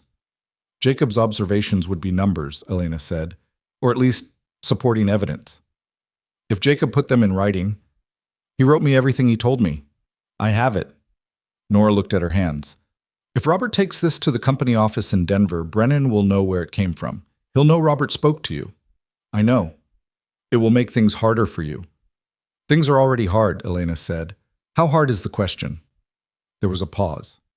Outside Nora's front window, the afternoon light was the particular gold of mountain summer, the kind that makes everything look slightly more permanent than it is. I'll talk to Robert tonight, Nora said. Up. Robert Finch was a quiet man who communicated primarily in numbers and structural assessments, and appeared to feel that these were adequate to most situations. He came to the workshop 2 days later, on a Friday morning when Elena had no customers scheduled, and he came alone and without announcement. He stood at the counter with Jacob's written account in his hand. Elena had given Nora the pages from the ledger, and read through it a second time while Elena waited. He documented the dates, Robert said. Yes. And the specific locations on the face. He knows the mountain well. Robert set the pages down. He was a man of about 45, lean, with the careful squint of someone who spent time assessing things that could fall on him. I need to go up with him, he said, to the east face, to see what he's seeing. Elena wrote to Jacob that same afternoon, on a separate sheet that she folded and gave to the boy who ran errands for Marta, who knew the trail to Jacob's place because he delivered supplies there twice before. The reply came back by the next morning, Saturday. I'll meet him at the east trailhead at 8.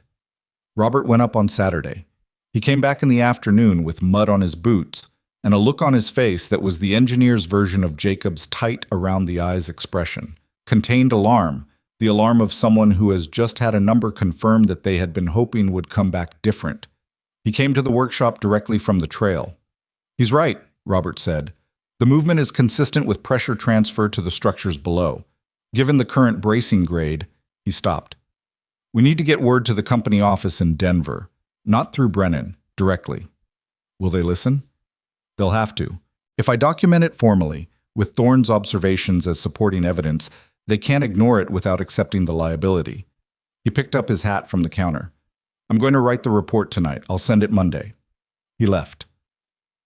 Elena sat for a while at the cutting table after he'd gone, with her hands flat on the surface, feeling the stillness of the workshop. Grace was in the corner with her book.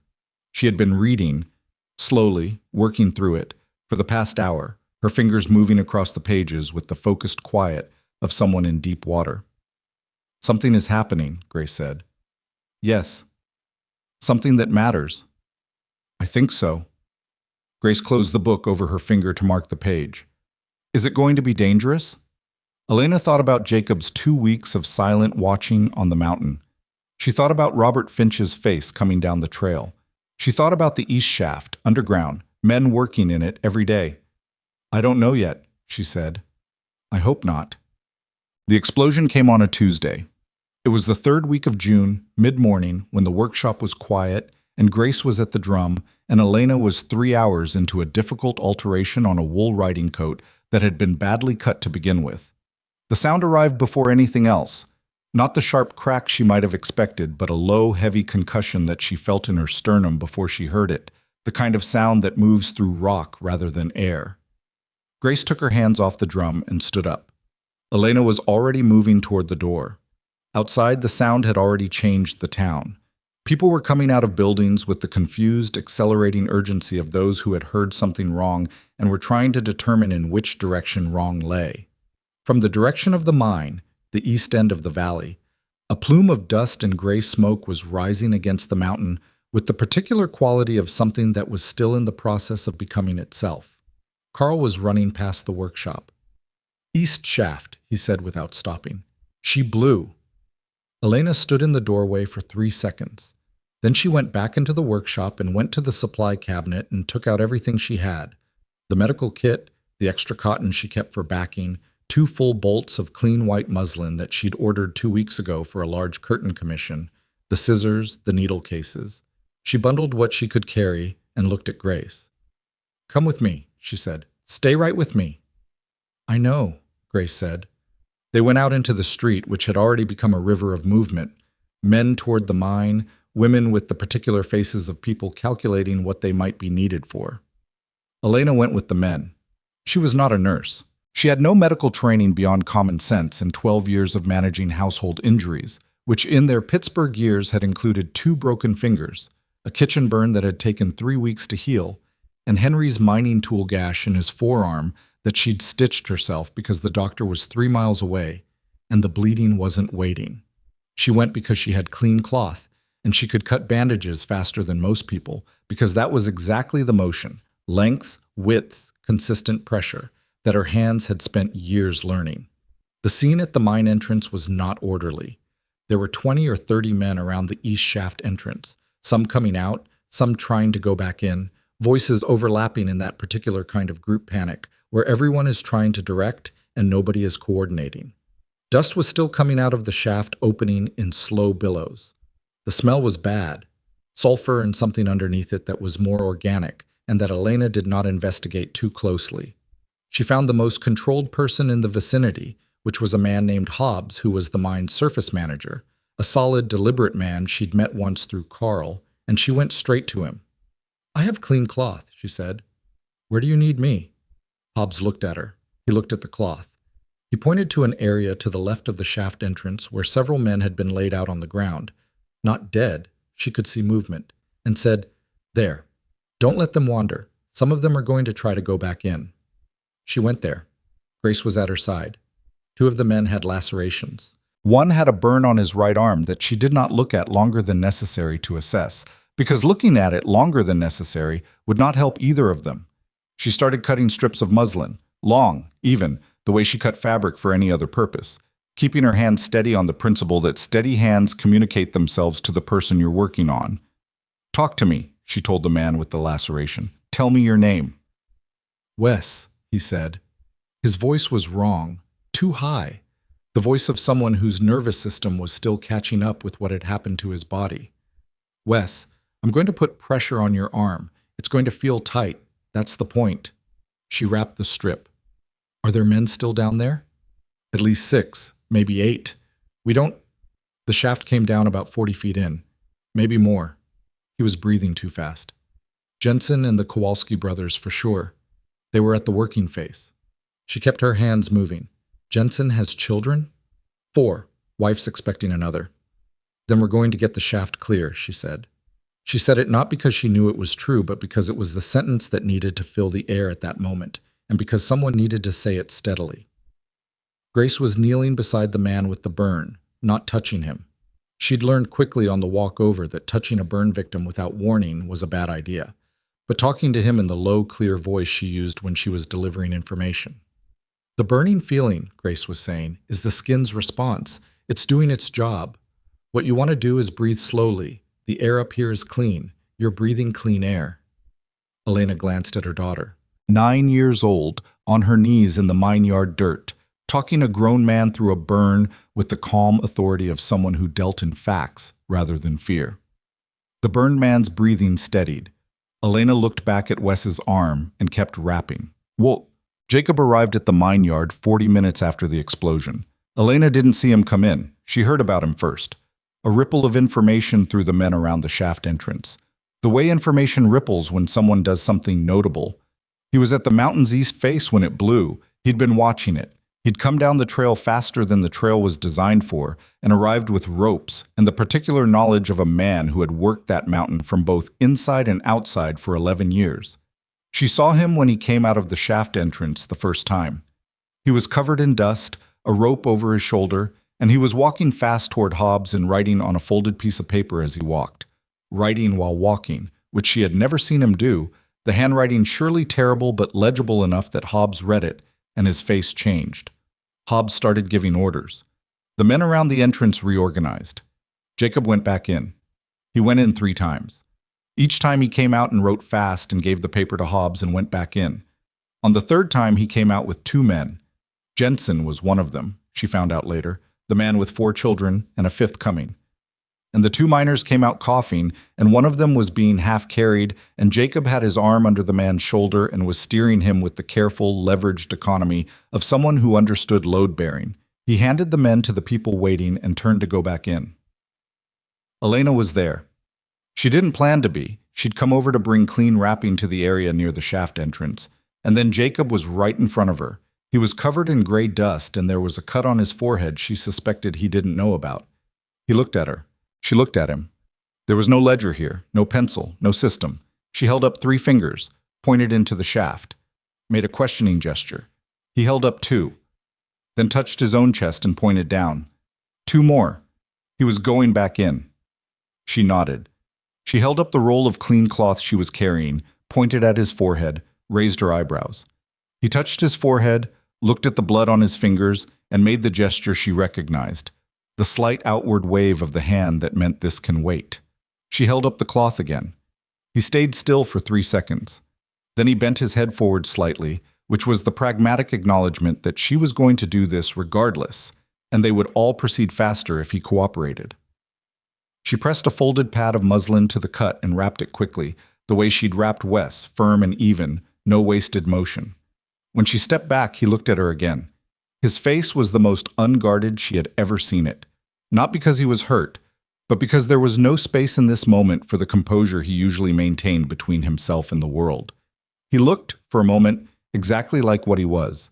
A man who had been doing something frightening for 40 minutes and was about to do it again, and who was looking at someone he trusted before going back. She pointed at the mountain, then at him, then put both fists over her heart. It was not a gesture with a prior agreed meaning. She wasn't entirely sure what she intended by it, but he read it and nodded and went back into the shaft. All 6 men came out. It took another hour and a half, and 2 sections of the shaft had to be shored before the last 2 could be retrieved. And by the time it was done, the mine yard had the particular quality of a space where something terrible has happened and then been narrowly averted. The exhausted relief that isn't quite celebration because it still remembers what it was afraid of 20 minutes ago. Brennan appeared during the 3rd hour. Elena saw him come through the mine yard gate with 2 men from the company office. She recognized one of them as the company's regional superintendent, a man named Caldwell who had arrived from Denver by horse at a pace that suggested Robert's report had gone upward and had been received. Brennan's face had the expression of a man who has discovered that several conversations he was not part of have been happening, and who is now counting the cost. He looked at the scene. He looked at Elena among the men near the shaft entrance. He looked at Jacob coming out of the shaft for the last time, the final 2 miners behind him. He did not say anything to Elena. He did not say anything to Jacob. He walked with Caldwell toward the shaft entrance with the particular posture of a man who has lost some portion of a battle he didn't know he was in. Grace was sitting against the outside wall of the shaft house, the drum nowhere present. She'd left it in the workshop, with her hands flat on the ground on either side of her, feeling whatever the ground was still giving off. She had been there for the last hour, after the men near her had been stable enough to leave. 3 children who had followed parents to the mine yard and then become separated from them in the chaos had found their way to Grace, drawn, Elena supposed, by the quality of stillness she gave off, the lack of alarm, and were sitting near her in a rough half-circle. She was talking to them. Elena couldn't hear what she was saying from across the yard. She crossed to them. As she got closer, she could hear Grace's voice, low and even, saying, "The mountain is settling, that's all. It's finding a new balance. It does that sometimes. Mountains aren't still. Most people just don't notice. The sound is the mountain finding where it wants to be." One of the children, a boy, maybe 7, was leaning against Grace's shoulder. He had his eyes closed. His breathing had slowed. Elena stood and looked at her daughter. Grace turned her face toward her. She didn't say anything. She just put one hand over the boys and stayed where she was. The afternoon light was long and golden on the mine yard, and the dust from the shaft was settling, and somewhere behind her Elena could hear Caldwell asking questions in the clipped tone of a man who is counting what things will cost, and Brennan's voice answering with less certainty than usual. Carl came to stand beside her. He looked at Grace and the children. "She kept those 3 calm for 2 hours," he said quietly. "2 of them were crying when they got here. She just—" He stopped. She just talked to them until they weren't anymore. She's good with frightened people, Elena said. She's good with people, Carl said. Full stop. Elena looked at Grace and the boy leaning against her, the other two children close by, all of them settled in the dusty afternoon light. She thought about this morning 16 days after she'd arrived in Timber Ridge, when she'd walked with $2.40 and no plan and a hand in hers that was steady when it had every reason not to be. She thought about what it had cost, these 4 months, and what had accumulated on the other side of that cost. She did not look for Jacob. She knew he was behind her somewhere in the yard, talking with Hobbs and Caldwell in the written word way that took longer but got there. And she knew that what he'd done in the shaft today would be in every conversation in Timber Ridge for a long time. She knew other things too, things she was not ready to look at directly yet. She knew them the way you know the shape of something in the dark, by where it is, not what it looks like. She would look at it later. Right now she crossed the yard and sat down next to Grace, and Grace shifted slightly to make room, and the children didn't move, and the 4 of them sat in the dust with the mountains settling around them and the afternoon going quiet and long in every direction. Caldwell stayed in Timber Ridge for 4 days. He was a methodical man, the regional superintendent, the kind who kept a leather notebook and wrote in it constantly and asked questions in a sequence that suggested he already knew most of the answers and was verifying rather than discovering. He walked the mine. He walked the east shaft with Robert Finch. He read Robert's report and Jacob's written observations and asked to meet Jacob, which happened in Marta's boarding house parlor because it was the largest neutral space available, with Elena present as the intermediary who could write the exchanges fast enough to keep pace with a man who was used to getting information quickly. Caldwell asked Jacob about the east face. Jacob answered in the careful, specific way he answered everything: dates, locations, the precise description of where the rockfalls had occurred and what their pattern suggested about the pressure shift below. Caldwell wrote it all down. He asked about Jacob's background at the mine. Jacob wrote the 11 years, the accident, the hearing loss. Caldwell wrote that down too. At the end of the meeting, Caldwell looked at Jacob for a moment and said to Elena, "Tell him that his observations almost certainly prevented a worse outcome. If the shaft had continued operating without bracing correction, the second collapse would have been larger, significantly larger." Elena wrote it. Jacob read it and gave a short nod that acknowledged the information without performing gratitude for it. After Caldwell left the parlor, Elena wrote, "He's going to do something about Brennan." Jacob read it. He wrote, "Probably. The question is how much." She wrote, "Is that enough for you?" He looked at that question for a moment. He wrote, "It's not about enough for me. It's about whether the men in that shaft are safe going forward." He paused, then added, "The rest of it doesn't matter much." She looked at the rest of it and thought about 4 years ago, Brennan telling him his opinion wasn't relevant, and Jacob going back up the mountain and watching from outside because that was the only option left to him. She thought about what it cost a person to go back to watching something they couldn't fix, and then to come down and try to fix it anyway when the opportunity finally arrived. She wrote, "It matters to me." He read this and looked up at her, and the expression on his face was the one she'd been trying to find a name for since the mine yard, when she'd pressed the cloth to his forehead and made the gesture she hadn't planned. And he had looked at her with his composure gone and simply nodded. She still didn't have a name for it. She wasn't sure names were the right tools for it. Marta came in to clear the tea things and looked at the two of them and looked at the ledger and went back out without saying anything, which was its own kind of commentary. Caldwell's 4th day in Timber Ridge ended with a meeting at the mine office that Brennan did not emerge from looking the way he'd gone in. Elena didn't witness it. She heard about it from Carl, who heard about it from Hobbs, who was present because the surface operations fell under his purview and Caldwell had asked him to stay. What came out of the meeting was this: Brennan was removed from the foreman position pending a full company review of the bracing decisions made in the east shaft that spring. A temporary foreman was appointed from the engineering staff, not Robert Finch, who'd made clear he didn't want the position, but a man named Garrett from the Denver office, who would oversee operations until the review concluded. The review, Carl said, was expected to find what everyone already knew it would find. Brennan had cut costs in a way that shifted risk onto the men underground, and he had dismissed qualified concerns in order to avoid the inconvenience of being wrong. The company's liability exposure made the outcome essentially predetermined. Brennan left his house on the north side of Main Street on a Friday morning, 2 weeks after the explosion, with 3 hired men and a wagon. He didn't say goodbye to anyone, as far as Elena knew, because there was no one to say goodbye to who would have received it. She watched the wagon go from the workshop window without feeling what she'd expected to feel. She'd expected relief or some version of satisfaction, the settling of an account that had been opened since the train platform. What she felt instead was something more tired and more complicated, the feeling of someone watching the end of a thing that had cost more than it should have cost and was only ending now, too late for most of what it had taken. Grace was at the drum. She heard the wagon, the specific sound of a loaded vehicle on the rutted main road, and lifted her hands and turned her head. "He's leaving," she said. "Yes." She went back to the drum. She tapped once, a low note near the edge, and let it go. That was all either of them said about it.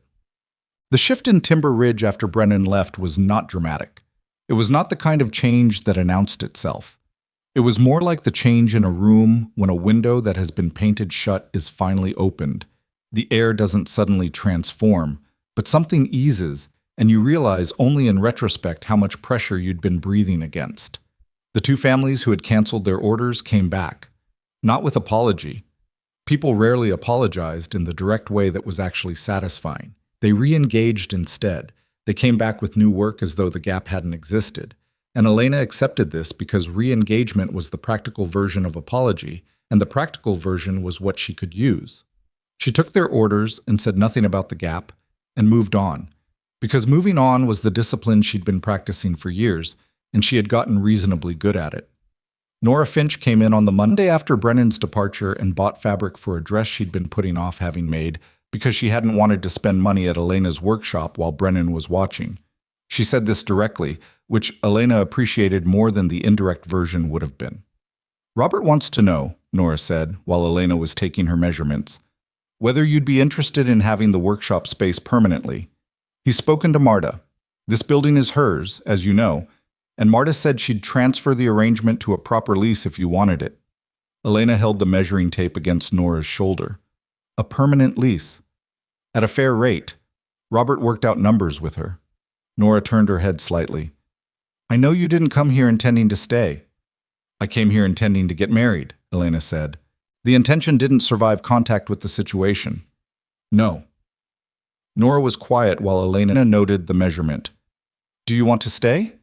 Elena wrote the number down. She looked at the workshop. The thread rack with Grace's notched spools, the treadle machine she'd coaxed back to working order, the cutting table with its shimmied leg, the drum in the corner on its felt-padded stand, the window that faced the mountain. 4 months of work. 4 months of the next thing, and then the next one. "Yes," she said.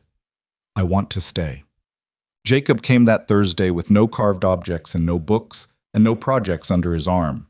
He came with nothing, which was unusual enough that Elena noticed it as he came through the door. He sat down at the cutting table. He picked up the pencil and held it and put it down. He picked it up again. He wrote, "I have to tell you something and I don't know how to start it." She wrote, "Start anywhere." He looked at that for a moment. He wrote, "I had a wife. Her name was Catherine, and a son. His name was Daniel. He was 4 years old." Elena sat very still. He wrote, "The accident that took my hearing, there was a fire after. Catherine and Daniel were in the section of the mine housing where the fire spread. I was in the shaft when it happened. I couldn't hear the alarm." Elena read this. She looked at his hands, which were very flat on the table, not holding the pencil now.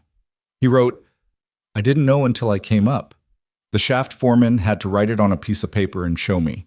He stopped. Started again. "I stayed in Timber Ridge because leaving felt like leaving them. The mountain was where it happened. I know that makes no sense." She wrote, "It makes complete sense." He read it. He wrote, "I stopped coming to town because every time I came down, I had to watch people having the things I didn't have anymore. Children, families. It was easier on the mountain." She wrote, "And then we arrived." He looked at what she'd written for a long time. He wrote, "And then you arrived. And Grace?" He stopped, wrote over it, which he rarely did. "Grace reminded me that losing one way of knowing the world doesn't mean the world is gone. She reminded me of that. And I hadn't let anyone remind me of anything for a long time. Elena sat with this. She thought about a man building a raised letterboard in a workshop on a mountain at night, alone, not knowing if it was right, because a child he'd barely met needed a new way in. She thought about him riding to Denver with a cut hand he hadn't dressed. She wrote, Daniel would have been how old now? He did the math. He wrote, 15. She wrote, I'm sorry. He read it and nodded. It was the nod that meant the thing had been received rather than the nod that meant it had been resolved, and she was careful not to confuse those two things. He wrote, I'm not telling you this because I want you to feel sorry. I'm telling you because you've let me be here, in this workshop, with you and Grace, for 4 months. And it has been... He stopped again. He wrote the last word and then looked at it. Enough. She looked at the word. Enough was not a romantic word. It was not a grand word. It was the word of someone who had spent a long time in a place where there was not enough of anything, and then found a place where there was, and was telling her exactly what that meant to him, which was more honest than most people managed with the bigger words. She wrote, Jacob. Then she wrote, You have been enough for us too, more than. He read this and did not write for a moment. Then he wrote, I don't know what I'm asking. I know I'm asking something. I don't want to ask wrong. She almost smiled. She wrote, You're not asking wrong. He wrote, I live on a mountain. She wrote, You come down most Thursdays. He wrote, The workshop is too small for a proper woodworking setup. She wrote, There's a building 2 lots down that's been empty since March. He looked at this. He wrote, You've been thinking about this. She wrote, I think about practical things. It's a habit. There was a pause. He picked up the pencil and turned it in his hand. He wrote, What about Grace? She wrote, Grace told me 6 weeks ago that you were a good person. That was before the mine. Grace's assessments are generally accurate. He sat with this. He wrote, She also told me, the second time I came here, that I smelled like pine resin and cold stone, and that those were good things to smell like. Elena looked up. Grace? She said. Grace looked up from the letterboard. What? Did you tell Jacob he smelled like pine resin? Grace considered this without any apparent embarrassment. I said pine resin and cold stone, she said. Those are accurate descriptions. Pine resin means he works with wood, which is true. Cold stone means he's been outside at elevation, which is also true. I was providing information. Elena wrote it to Jacob. He read it, and this time the smile was complete and unguarded, and she saw what his face looked like when it did that fully, and it was considerably different from the almost smile she'd been working with for 4 months. He wrote, She is the most honest person I have ever met. Elena wrote, She gets that from her father. He looked at the word father in that sentence and looked at Elena, and she felt the familiar tangle, the love for Henry that was real and permanent and did not require pretending it wasn't, and the thing she was feeling now that was also real and did not require pretending it wasn't, and the fact that both of those things could be true at the same time without one canceling the other. She had figured that out recently. It had taken longer than it should have. She wrote, Henry was honest. He was also stubborn, and sometimes bad with money, and he couldn't cook anything more complex than boiled eggs. He was not perfect, but he was good, and he was ours, and I loved him. She wrote, I am telling you this because you told me about Catherine and Daniel, and because I don't want there to be things unsaid between us. Jacob read this carefully. He wrote, There don't have to be. She wrote, No, there don't. The building 2 lots down was owned by a man named Pierce, who had left Timber Ridge in April and left his property with Hobbs to manage because there was no one else. Hobbs mentioned it to Robert Finch, Robert mentioned it to Nora, and Nora came to the workshop on a Wednesday with the information and the rental rate, which was reasonable, in the manner of abandoned properties whose owners are glad to have anyone in them. Jacob came down from the mountain the following Saturday, not a Thursday, which was itself a change, the beginning of the departure from the established pattern toward something less structured and therefore more permanent, and looked at the building with Elena and Grace.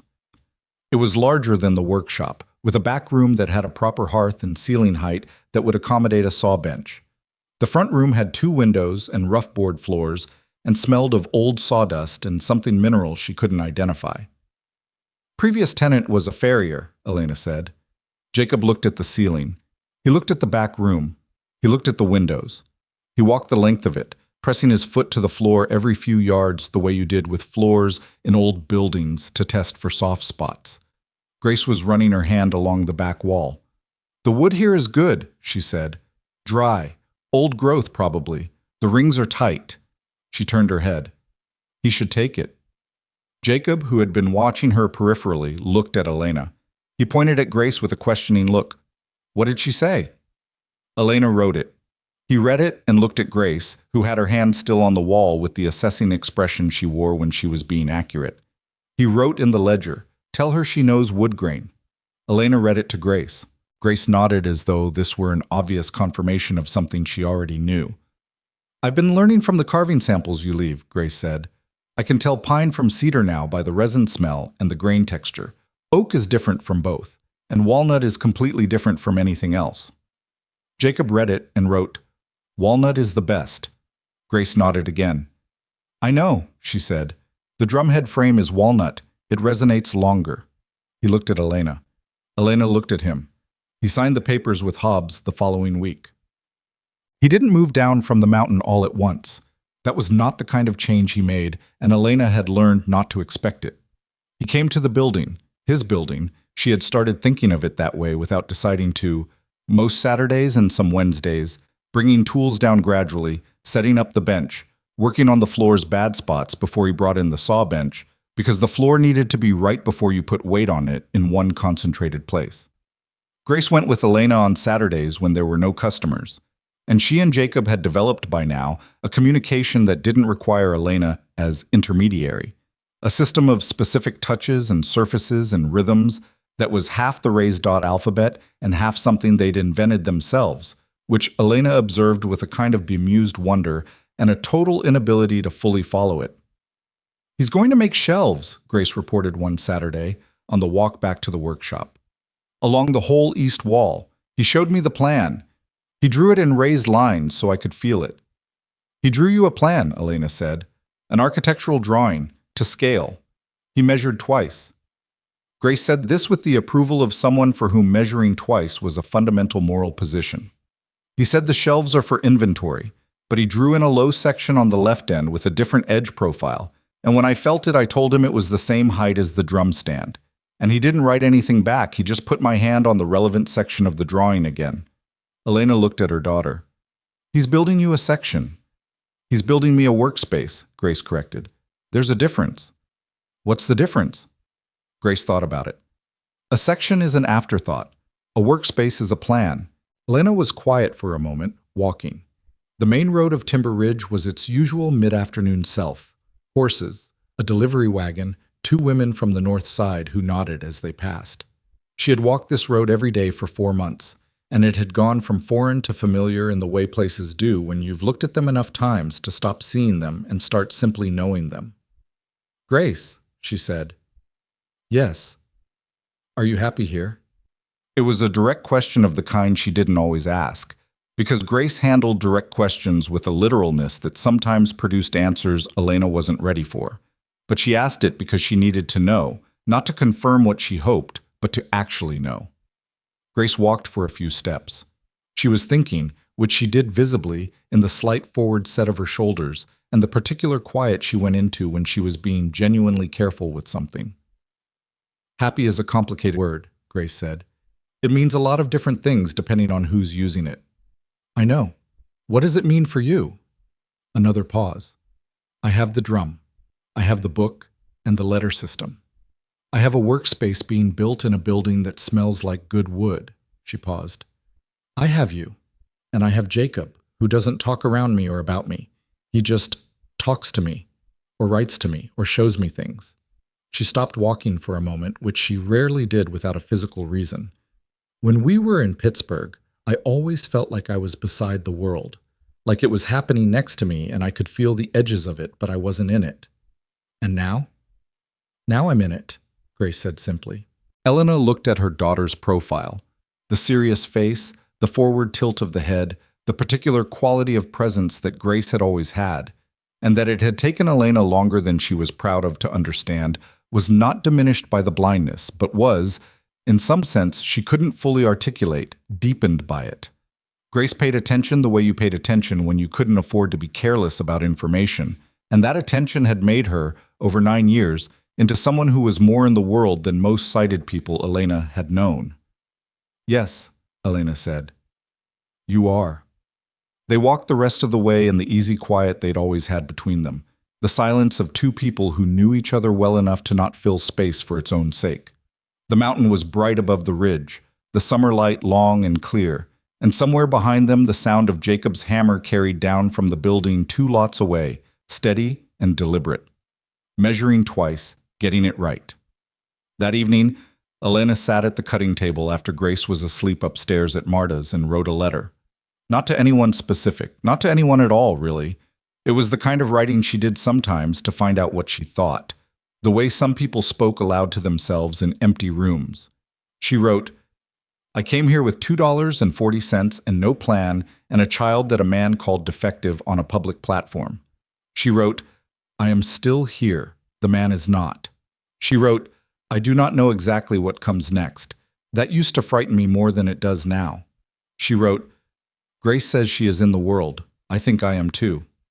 She looked at what she'd written. Then she folded the paper and put it in the small box she kept at the back of the cutting table drawer, where she kept the things she needed to have somewhere even if they weren't for anyone.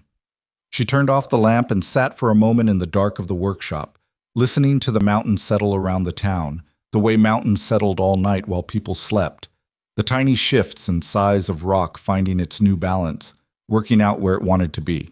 She thought, the next thing. And then she thought, no, not tonight. Tonight she just sat in the dark and let the mountain be the mountain, and that was enough. The summer turned without ceremony. July came in hot and dry, the kind of mountain summer that burned the moisture out of the air and left everything sharp-edged and clear. And Elena's workshop filled and emptied and filled again with the steady rhythm of a business that had found its footing. She had 3 regular accounts now: the mine management families, the Northside households, and a small but consistent stream of individual customers who came for alterations and left with the word-of-mouth recommendation that was the only advertising she'd ever been able to afford or had ever needed. She hired a girl on Tuesday and Thursday afternoons, 15 years old, the daughter of one of the independent miners, with quick hands and the willingness to learn that was more valuable than any prior skill. Her name was Ada, and she had the particular quality of young people who understand early that watching carefully is faster than being told, and within 3 weeks she could run basic hems on the treadle machine without supervision while Elena handled the complex work. Grace taught Ada the thread system. This was not something Elena had asked for. Grace simply observed Ada's confusion at the thread rack on her second day and sat down with her and explained the notch and knot method she'd developed, demonstrating with her fingers. Ada learned it in 20 minutes, and thereafter organized the thread with a consistency that Elena had never quite managed herself. "She understands systems," Grace said, after Ada had gone home that Thursday. "She's going to be good," Elena agreed. "She already is," Grace said. "She just doesn't know it yet." Elena looked at her daughter, 9 years old and 2 months, serious in the corner chair with her letter book open on her lap. She'd finished Stories from the Prairie in 6 weeks, and Jacob had ordered 3 more volumes from Denver, and she was working through them with the methodical hunger of someone who has been thirsty for a long time and has finally found water. She said things like she just doesn't know it yet with the calm authority of someone reporting observable facts, and Elena had long since stopped being surprised by it and had simply incorporated it into the texture of daily life, the way you incorporate weather. What she thought, looking at her daughter in that moment, was this: Thomas Brennan called her defective on a public platform, and she sat in the dust of the mine yard and kept 3 terrified children calm for 2 hours. And she taught a 15-year-old an organizational system that improved the efficiency of a working business. And she is 9 years old, and she already knows more about people than most adults will figure out before they die. She didn't say any of that. She went back to the writing code on the table and kept working. Well, Jacob proposed in August, in the way that Jacob did things, without performance, without the conventional staging that the occasion was supposed to require. He was at the cutting table on a Thursday with the ledger between them, and they had been talking about the building. The shelves were finished, the saw bench was installed, and he'd taken his first commission from a family on the south side who needed a dining table. And then there was a pause in the writing, the kind of pause that is not empty but full, the kind she'd learned to read over months of conversation conducted in this slower medium. He wrote, "I want to ask you something, and I want to ask it correctly, so I'm going to write it out before I say it." She waited. He wrote, "I know I am not what you came here expecting. I know I am a man who lives on a mountain and communicates in writing and has a history that belongs to him and won't ever fully belong to anyone else." He paused. "I know you had a husband you loved, and that loving me is not replacing him and doesn't need to be." She kept her eyes on the ledger. He wrote, "I also know that this, what we've been doing for 7 months, is the first time since Daniel and Catherine that I have felt like the world contained me rather than just surrounded me." He stopped, read what he'd written, kept it. "Grace said once that she is in the world now. I felt that too when she said it. I don't want to go back to the other thing." He wrote, "Will you marry me?" I wrote it without a question mark because it doesn't feel like a question. It feels like the thing I already know I want, but I want you to choose it too, not just receive it. Elena read this 3 times. She sat with it the way she sat with complex repairs, fully, without rushing toward the conclusion before she'd understood the whole of it. Then she picked up the pencil. She wrote, "You should know that I am stubborn and bad at asking for help. And I work too many hours, and sometimes I sit in the dark after Grace is asleep and write things that are not for anyone because it is the only way I know how to think." She wrote, "I am not the woman I was when I came here. I am not sure I am easier to live with than I was then. I am not sure I was ever easy to live with." She wrote, "I also know that what you built for Grace, the board, the drum, the workspace, the books from Denver, all of it, was the first time in 9 years that someone looked at my daughter and saw what she needed rather than what she lacked." She stopped. "That is not a small thing. That is not a thing I can be neutral about." She wrote, "Yes." He read it. He looked at the word for a moment. Then he looked at her, and she looked at him, and they were 2 imperfect people sitting at a cutting table in a small workshop in a mountain town, and the moment was not cinematic and not grand and was entirely sufficiently real. "What did he write?" Grace asked from the corner. "He asked me to marry him," Elena said. "I know," Grace said. "What did you write back?" "Yes." Grace turned a page in her book. "Good," she said. That was the right answer. She paused. "I would have told you if it wasn't." They were married in October, in the small ceremony that suited 2 people who were both constitutionally averse to being the center of public attention.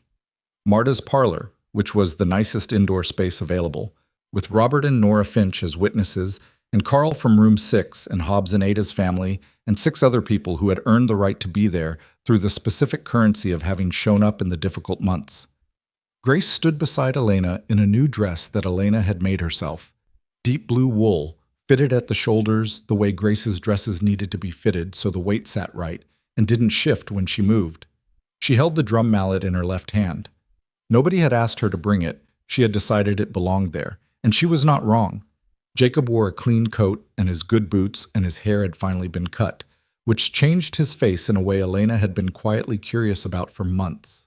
He was handsome in the particular way of men who are not thinking about being handsome, which was the best kind. The ceremony was short. The words were the functional ones, the commitment, the witness, the record. What Elena remembered afterward was not the words, but the moment just after, when Jacob turned to Grace and crouched down to her level and held out his hands palm up, and Grace put her hands in his and stood still for a moment. She tapped a short pattern on his palm with 2 fingers. He felt it. He looked at Elena, who couldn't fully interpret what Grace had tapped. Grace said, "I told him welcome to the family, in the rhythm system." Jacob looked back at Grace and tapped something back on her hands. 3 short, 1 long. Grace smiled, fully, openly, the rare, complete smile that she reserved for things she'd assessed as genuinely worth it. "He said he's been in it for a while already," she said. Elena looked at her husband, who was still crouched at Grace's level, his eyes slightly bright in a way that he would have been mortified to have anyone mention. She decided not to mention it. The first years were not seamless. Nothing real ever is, and anyone who tells you differently is selling something or remembering wrong. Jacob and Elena argued, sometimes seriously, about the things that people who are both stubborn and self-sufficient argue about. Who carried which weight, when to ask for help. how much silence was companionable, and how much was avoidance. Jacob had spent years alone on a mountain and had habits that were not designed for shared life.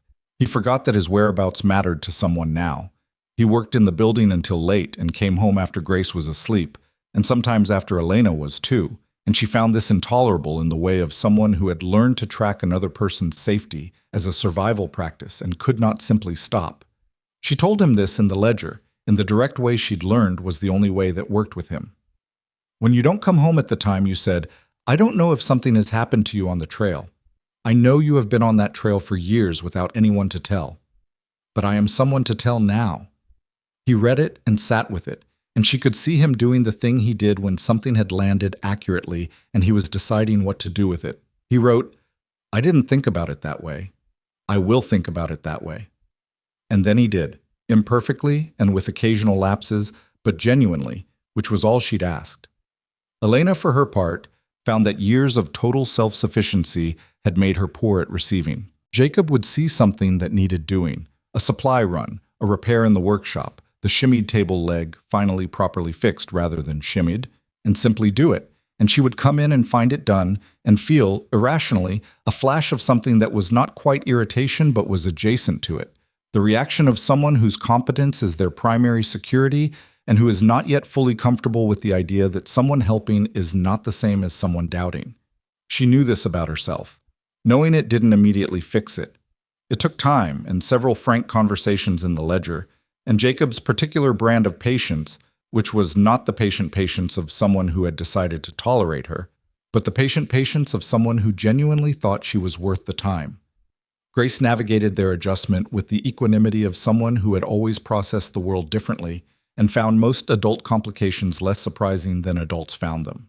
She observed and occasionally commented when directly asked, and otherwise continued being Grace, in the world now, fully, reading her raised books, and playing the drum, and teaching Ada new thread systems, and occasionally announcing things about people that she had worked out from information the people themselves didn't know they were broadcasting. The learning room came from Grace. She was 10 when she proposed it, in the way she proposed most things, not as a request but as a logical next step that she had worked out and was presenting for confirmation. She and Jacob were in the building one Saturday, and Elena was there too, working on a commission at the portable table she'd set up near the front window. And Grace was at her workspace on the low-shelved section of the east wall, and she said, without preamble, "There should be a room where children like me can learn." Jacob was at the saw bench. He couldn't hear her, but he felt the change in her posture. She had a way of standing differently when she was saying something important. And he put down his plane and looked at Elena. Elena relayed it in writing. Jacob read it and sat down on his workbench stool. Grace continued, "The school in Pittsburgh was underfunded and overcrowded. Miss Adler told me that. There are children in this territory who are blind or deaf or who learn differently, and most of them have nothing. No raised books, no drum systems, no workspace built to the right height." She turned her head toward Jacob's general direction in the way she did when she was addressing him. "You know how to build things. Mama knows how to teach people. You have the building." Jacob wrote, "The building is for the carpentry business." Elena read it to Grace. Grace said, "The front room isn't. The front room has the 2 windows and the good floor, and you don't use it for anything except storage." Jacob looked at Elena. Elena looked at him. She thought about Miss Adler saying she needs room. She thought about Grace in the mine yard with the 3 frightened children, talking them calm. Jacob wrote, "It would need supplies, books, the right tools." Grace said, "I know where to order the books. I've had 4 of them now. I know the Denver supplier." Jacob wrote, "It would need a teacher." Elena said, out loud without writing it, because she was saying it to herself as much as to anyone, "Grace, when you're old enough." Grace turned toward her mother's voice. The expression on her face was the one Elena knew best of all Grace's expressions. Not the public one, not the assessing one, not the careful one she wore with strangers.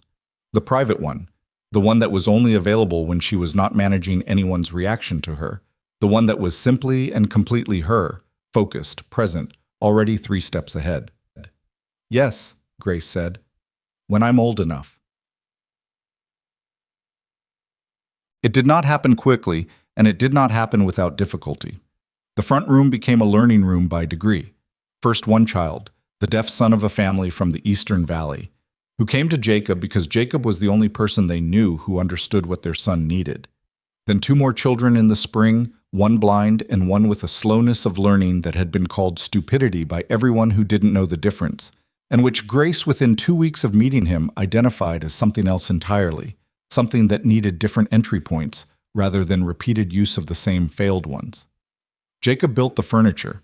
Elena sourced the books and the tools and the raised dot supplies from Denver, and then from a printer in Chicago, she found through a catalog that a woman in Nora Finch's reading circle happened to have. Nora donated money without being asked. Robert Finch wrote a letter to the Denver School Board, which produced nothing immediately but established a record.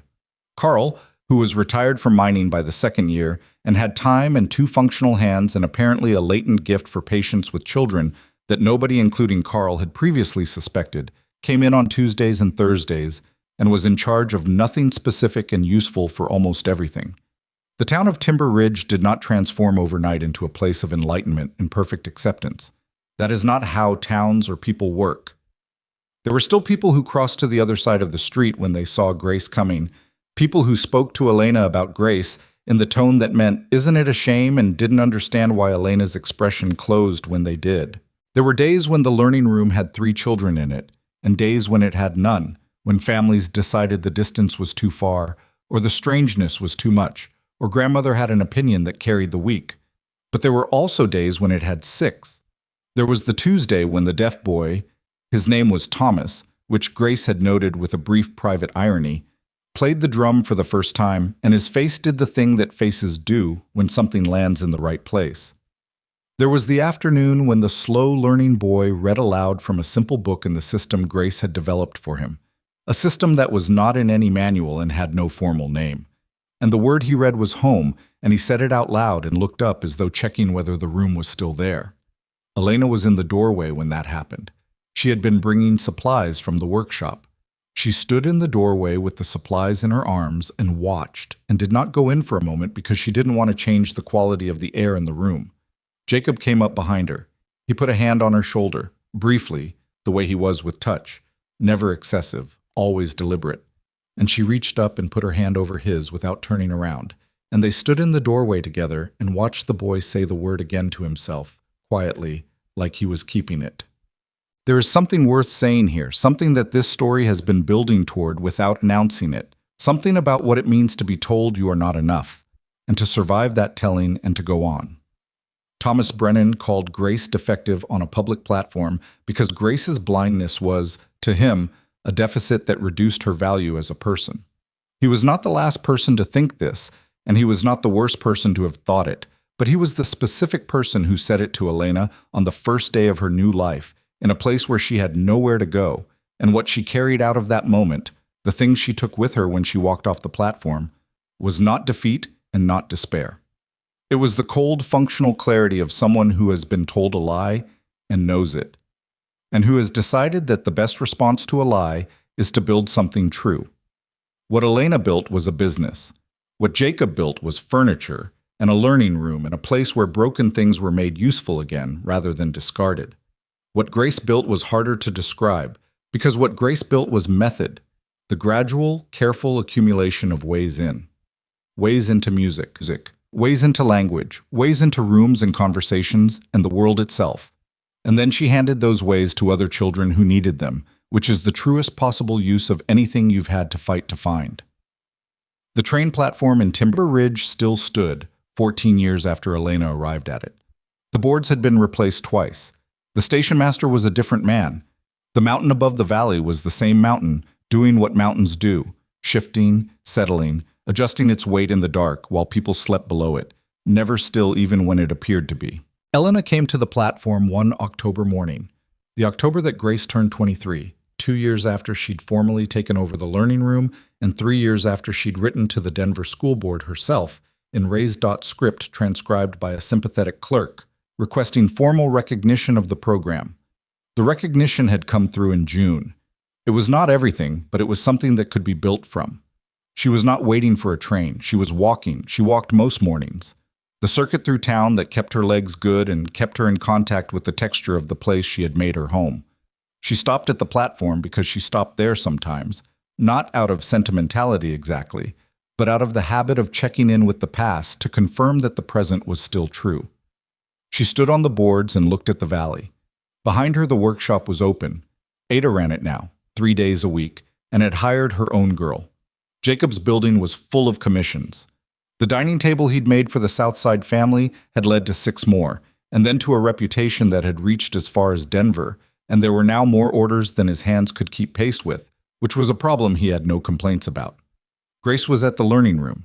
She was there most mornings, earlier than she needed to be, in the particular way of people who have found the work that fits them and don't feel the friction of it, the same way they feel other effort. Elena stood on the platform and thought about the woman who had stood here 14 years ago with $2.40 and a blind child and the ruins of a plan, and she did not feel sorry for that woman. She felt something more complicated than sorry, something that was not quite pride and not quite grief and not quite gratitude, but contained all three. The feeling of someone who has come far enough to see where she started and understands, only from this distance, how far she has walked. The morning light was long on the mountain. Somewhere down the road she could hear the faint sound of the drum. Grace, warming up, the rhythm of it carrying through the clear October air, the way it always did, steady and unhurried, feeling the world through her hands. Elena listened. Then she turned off the platform and walked home.